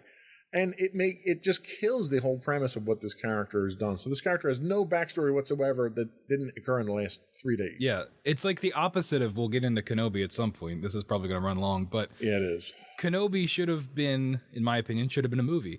The Solo movie should have been a TV show. Yes. Where it was like serialized, you know, it was almost like designed to be a TV show, especially if you're going to do the forced, here's how Han got his socks, here's how Han got his watch. Like, Exactly. Exactly. like the old, I never saw it, but I've seen clips of it, the old Indiana Jones show, where it's an old Indiana Young Jones Indiana Jones. Yeah. telling stories about his youth. Yep. It could have just been that. Him talking to Kylo or something. I don't know. Yeah. Yeah, that would have went well. Right before he gets stabbed. Yeah. He's like, Wayne, I have to tell you all these things about my past. Fortunately, after that came out, and it was It flopped, right? it was profitable at the box office, so I can't call it a financial failure. Oh, I thought it was a financial failure. No, but from a creative standpoint, it was a terrible failure. I mean, the writing was weak. Well, that was one of the ones where they had director issues, because it was Ron Howard they and swapped then out directors in the middle of it. I think it was the Lego Movie guys, right? Miller and Lord. Might have been. I forget who the original one was. Yeah. It also didn't help that they cast someone that looked nothing like Harrison Ford, sounded anything like Harrison Ford, walked like Harrison. Like, he had no resemblance to the character itself. They like almost deliberately picked somebody that didn't fit the part so bad as almost like a slap in the face to fans. Yeah, I mean, I don't know where I come down on that, because I'm okay with people performing it in their own way, but if you're doing a prequel story, they should at least like pretend like they're that person eventually, or where you can see those elements of where they will get to that point. Like Donald Glover was good as Lando. Oh my God, he was the highlight of the entire movie. But he was pretty clearly just doing a Billy D impersonation. He was. So, but that's the problem. You're playing an existing character. Like, if you get cast to play George Washington in a movie, you damn well better look and sound like George Washington. That's okay? fair, I guess. Otherwise, it's called Hamilton. True, okay? true. But I think we're getting a Lando show eventually, right? We probably are. We'll talk about that, though. But anyway, so they learned their lesson here. They backed off from the movies. Disney Plus came out, and they moved into streaming. So what they encountered was some Disney fatigue. They encountered some Star Wars fatigue, which I think Disney was surprised at, because they kind of went down that same path with Star Wars that they did with Marvel, and the fans ate up everything Marvel that came out, and they loved it. And I think it backfired on Star Wars. What do you think? Yeah, I mean, it sure seems that way. I certainly feel the fatigue, but I think the reason that happens is because at a certain point, there's only so many stories you can tell in the Star Wars universe, right? Especially when you limit yourselves like they constantly do with all these movies and TV shows, where they very rarely try something different, something that breaks the mold. And I think that kind of it limits the amount of things you can do. And I think that's where a lot of the fatigue come from, where like with Marvel, you'll get a Ragnarok, a Thor Ragnarok, you'll get a Guardians, movies that do things that are kind of weird and out there because they're allowed to be. But like, there's really nothing like that with Star Wars. Maybe we'll get the Taika Waititi's making a show, we'll get something like that, maybe. But I think if you look at the broad selection of what we have to view of Star Wars, it's all pretty similar. And I agree with you 100% there. I think with Marvel, you can get away with that because Marvel, let's face it, Marvel combines several different properties that no one ever thought they'd be able to combine. And genres. Yeah, well, when Guardians of the Galaxy came out and we were told that they're going to merge in with Avengers, I'm like, how are you going to do that? Right. Like, one's almost an adult version of Marvel merging in with the kid version. Like, none of that's going to work. And they wound up making it work. Mm-hmm. You brought in brilliant, out-of-the-box thinkers like Taika Waititi, who I love everything that he does. Mm-hmm. He comes in and gives us a comedy that fits into everything that's like a flash from the 1970s with everything that he does. So you could get away with that, and I think Disney found out that the Star Wars fans are too rigid for that. They're too loyal to what the nostalgia of it is, and they're big on the nostalgia. Yeah, I think that's part of the problem, and I try to break myself of that because, like, with Marvel, it's like if you want a spy story, you can go watch Winter Soldier. If you want a Western, there's I blanked on one, but you know what I mean. There's a genre for a movie for everything. And I think if they did that with Star Wars, it'd be a lot more successful and a lot more, at least creatively interesting to watch, because you can do those things with Star Wars. I mean, we see Mando and Book of Boba Fett. They love the Western trope. They get into that.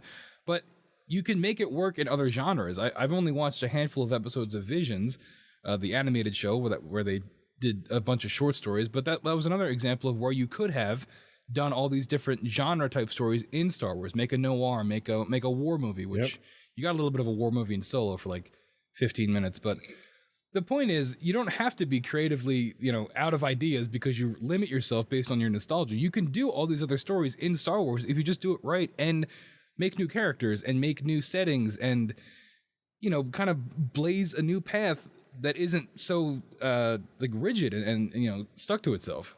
And ultimately, I think the problem boils down to the fact that Disney did not know the fan base of Star Wars. And I think they're just finally starting to learn that, because you're starting to see things that are different. Mm-hmm. But they're not dramatically different, nor are they canonically impacting on the overall story, which is where Visions comes in. And Visions, with the exception of, I think, 2 or 3 of the episodes of it, every episode of it is different. It's a different style. It's a different story. It's a different impact. It's a different time period. And they do a really good job of that. And the fans accepted it.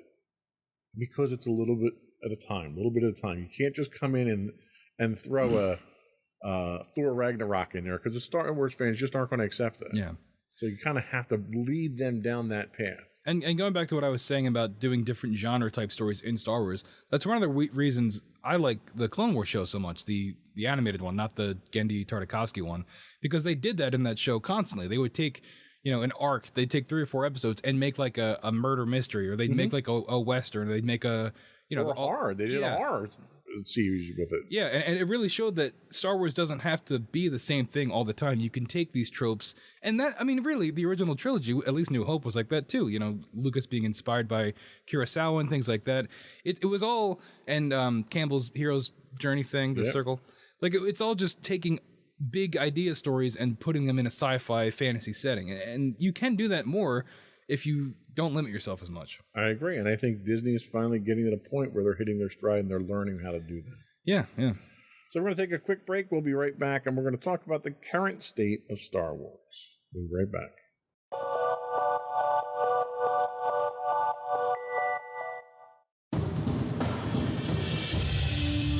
For over 7 years, the Second Sith Empire has been the premier community guild in the online game Star Wars: The Old Republic.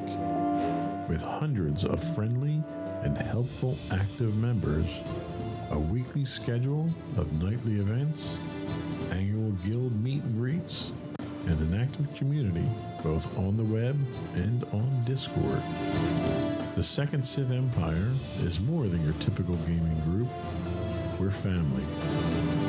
Join us on the Starforge server for nightly events such as operations, flashpoints, world boss hunts, Star Wars trivia, guild lottery, and much more.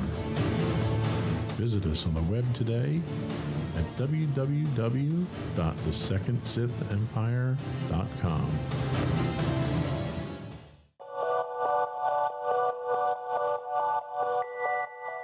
Help me, Obi-Wan Kenobi. That's our subject today. We're going to talk a little bit more about the current state of Star Wars.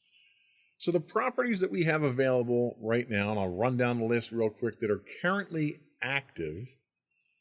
We have Mandalorian, which is filming season 3. We have Bad Batch, which is in post-production for season 2.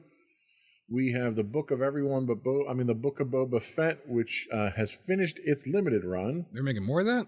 No. Oh, okay, good. It's finished its limited run. I know, but it's the ongoing section. I thought I had missed some announcement or something. Well, it's current. We also have Obi-Wan that finished its run, too. Mm-hmm. So that's what we have available to us to watch right now, plus all the other stuff that came out. Where do we stand with Mandalorian? What do you think of it now? We're going into our 3rd season here. Is it still worth watching? Absolutely. I'd argue to say it might be the only thing worth watching. It's probably, and I was going to say this conclusion for the end of the show, but it's probably the only thing I'm going to be watching going here on out. I can't do it anymore. But I like The Mandalorian. I think season 1 and 2, while they have their flaws and they have their problems, I think by season 2 especially, they really figured it out. Some say they go a little heavy with the cameos from other shows and things like that, but I think at its core, Din Djarin, whatever his name is, the Mandalorian. Din Djarin. I think that character is great, and I think that it's really something positive that's come out of this new era of Star Wars. Grogu, I can take it or leave it. I'm not a big Grogu guy. I know people are, but it's fine. And I think that crew, that cast of characters that they've got in there, whoever's left. I know some people got booted for having bad beliefs in real life, but they've done a good job crafting that universe, and I think that show going forward, I think it could only go up, really. And I agree. I think it's probably the highlight. It has reinvigorated people's interest in Star Wars. They've used it as a springboard to basically create multiple spin-offs from. I was disappointed at what everyone describes as season 2.5 of The Mandalorian, which was the tail end of Boba Fett, Book of Boba Fett, where we thought, the whole storyline with Baby Yoda, Grogu was gone, and now he's back in the picture. And I think that's a mistake, because I think continued emphasis, even though everyone loves the cute little Baby Yoda, I think continued emphasis on that character is going to be a drain on any storyline that's out there. I always knew Baby Yoda was going to come back. I did think we'd get... He had to, because he makes so much money for him. Exactly. If you want to look at it cynically, yes. You can. I'm sure you can look around this room and see Baby Yoda merch somewhere. There's some behind you. Yeah. He makes way too much money, and he's way too marketable. They're never going to get rid of him. However, I thought we'd at least get... I wasn't expecting 2.5 in Book of Boba Fett. That kind of... I wasn't either. That was like wild. But I thought we'd maybe get like half a season of Mando without him, and then, maybe he has like some other adventure with something else, and then he comes back. But no, he's back right away. Yep, right off the bat. And I think that's a mistake, unfortunately. Yeah, because what are you going to do? You concluded that whole arc. Yeah. I guess it would be, now it's Mandalorian reclaiming his Mandalorianness, right? That almost sounds obscene the way you say that. Because like, didn't in that episode of Boba Fett, he gets kicked out. He gets kicked out by the other two living Mandalorians that are left. Right. Well, and they're not the only living Mandalorians left. They're the living ones from the Death Watch. But I'm hoping we get, because we already had what's her name, Bo-Katan, right? So she's obviously going to be back. So yeah, I'm hoping. I like the Mandalorian stuff in general, like the Mandalorian. It's a great, and everyone loves Mandalorians. Like that's the thing. It's that they're like the Klingons of Star Wars. Everyone just loves how rich their heritage is. Yeah, so I'm hoping we get more of that. I much prefer it as now, especially with the Mandalorian, because I like the characters. I prefer it much more when it's every episode is connected to the overall plot. I'm not big on like the whole serialized thing, which you kind of got more in. That was more season 1, right? Season 1, yeah. Yeah, but when they started moving to season 2, where things were more connected and it told one long story, I much prefer that, and I hope that they stick with that. And there's not as much, one-off episodes, unless they're, interesting. Well, the only concern that I have in the direction that they're going is they're probably going to have to lend some support, some tertiary support to some of the other shows. So we already know they're feeding into the Ahsoka series, right? So they're doing the whole Grogu cloning, Admiral Thrawn type stuff. So they're already feeding into that.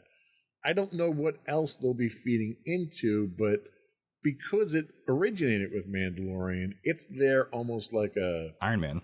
Yeah, it's what the whole Disney Plus stuff is circulating around right now. So you're probably still going to have some drain on the resources for that. I mean, yeah, that's how all these shows work. It's we're going to name the show after a character, but then we're going to introduce a bunch of other characters along the way and give them time so that they can have their own show, so that we can keep stringing people along. Right. And that's good business. What about Bad Batch? What's your thoughts? And who's the character, the young one there? Rekka? Omega? Omega. I had to get you to say it. Yeah, Omega. I liked Bad Batch a lot. It was way too long. I can't believe it was like a full season of Clone Wars where it was like 23 episodes. Yeah. That was ridiculous.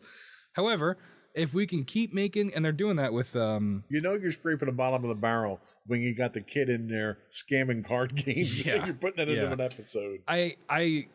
They should have taken the approach of the Clone Wars final season where it was short. I'm a big advocate of everything should be short, but I really like the Clone Wars animation. I've come to really like it, and especially with that final season of Clone Wars, they've really stepped up the budget, and it looks like incredible. Yeah. And I like keeping in that universe with the clones. I always think that those were some of the best stories coming out of Clone Wars, and I just like that style of show continuing. That being said, like I said, it was way too long. It had, a lot of episodes that you could have just not had in the show. And it had a similar thing like with Mando, where it became a cameo of the week show at a certain point. But unfortunately, I just think that's all the Star Wars shows at this point, so that we can get people to stay interested. Right. You gotta sell shows, you gotta sell merchandise.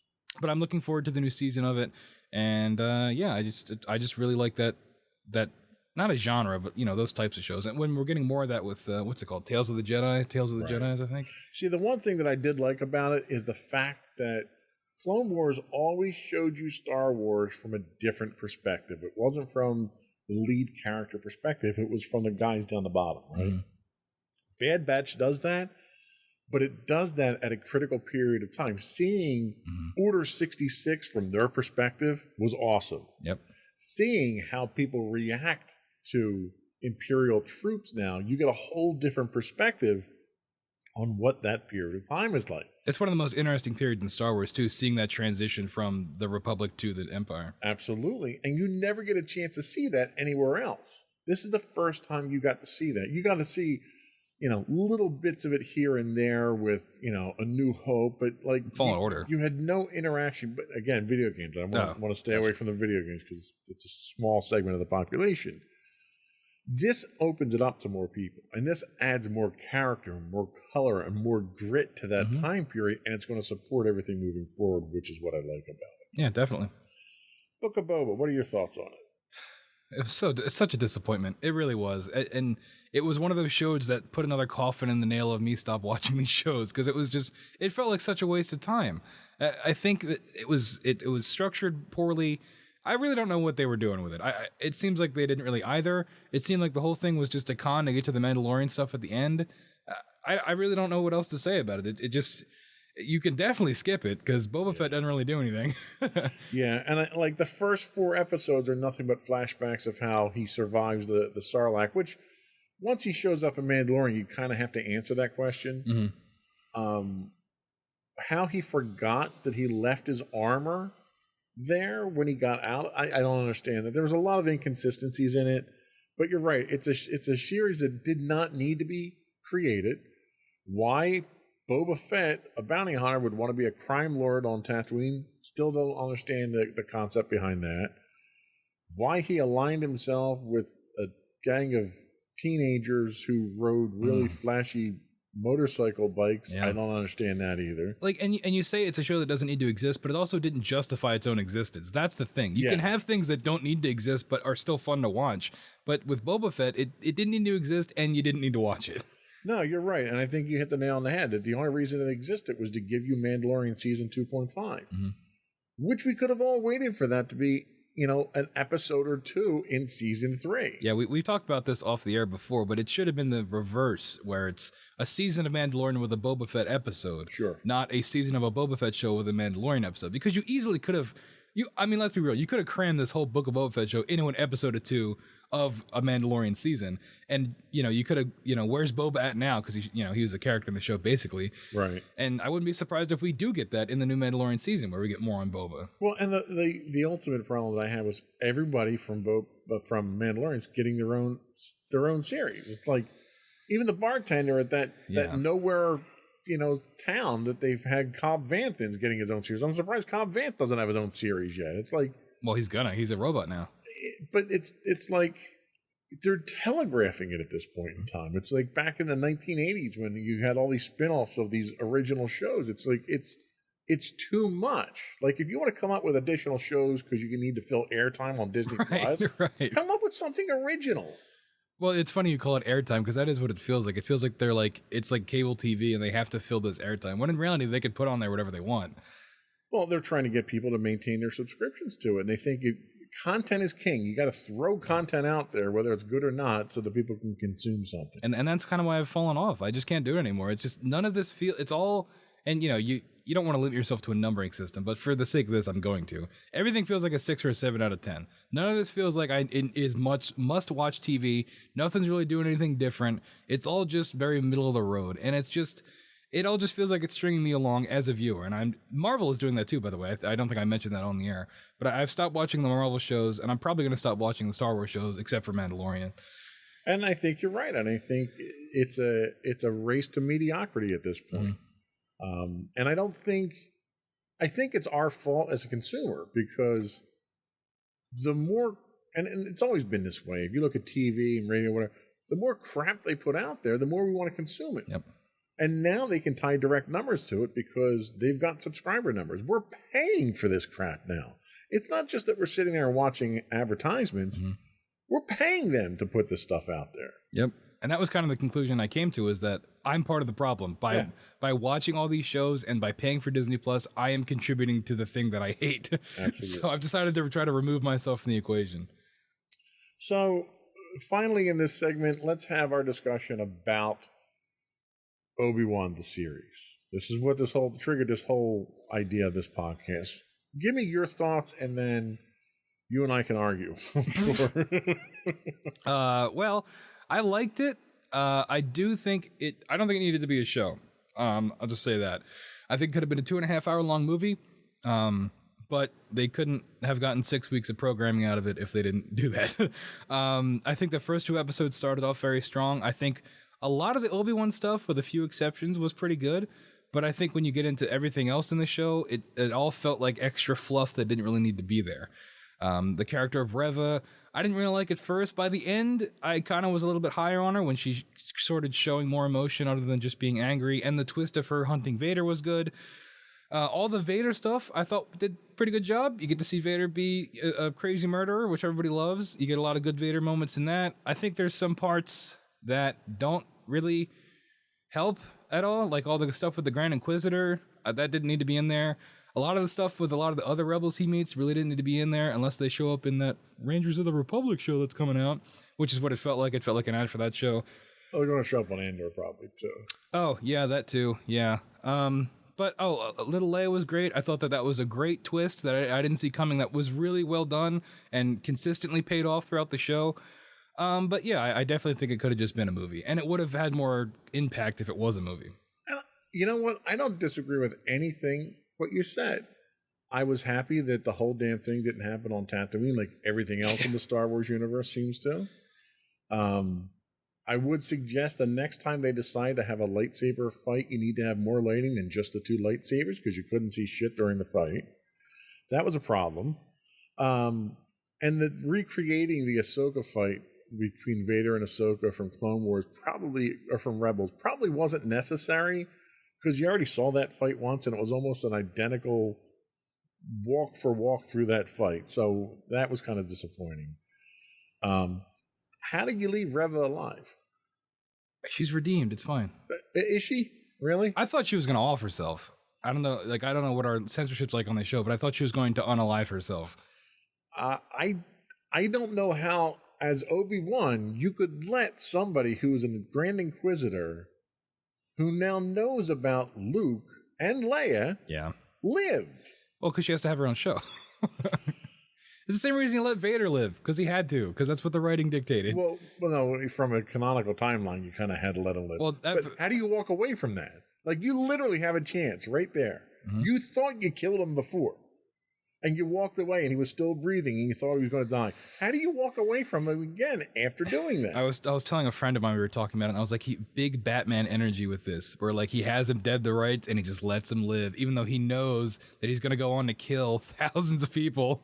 And it's like, but like, didn't we know this going into the show, right? When they confirmed Vader was going to be in it, and they confirmed they were going to fight, we all knew how it was going to end. No, neither of them are going to die. Right. That's what happens when you milk every like moment of this timeline, but you already know the end in the beginning. These things are inevitable. I think if anything, they should have done. Remember in Force Awakens when Rey and Kylo fight, and then an earthquake happened and they're split apart, something like that.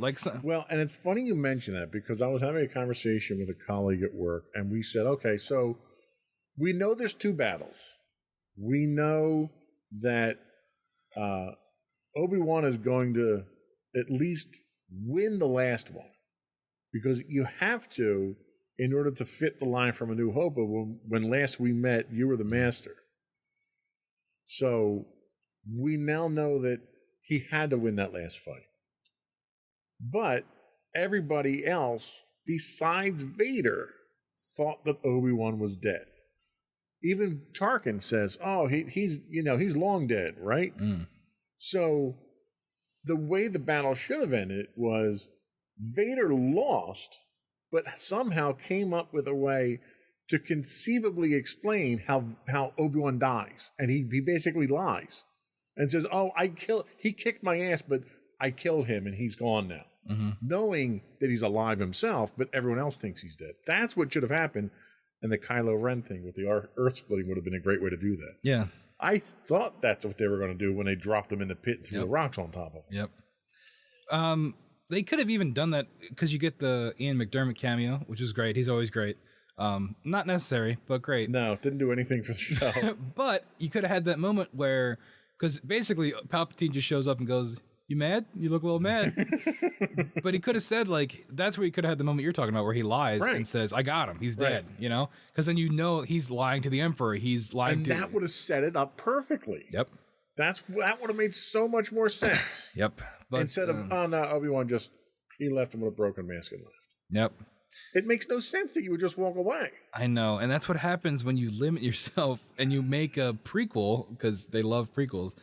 And like when you do these things and you tie yourself down to these conclusions that like you can't get out of, right? I mean, like, there's no way to get out of this. No, you're right. You're right. You kind of have to talk your way around it. But the question is this show must-see Star Wars? I would say it is because I like Obi-Wan. And I would say it is because I like Darth Vader. Yeah. So just for the fight alone and seeing Darth Vader's power, yeah, I would say it is. Yeah, I really, he has a good fight with Reva too. That was fun.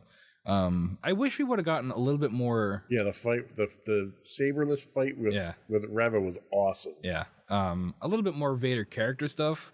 Well, my question to you is: are we going to get a Vader series out of this now? God, I hope not. Because Hayden Christian had suggested he's got nothing going on.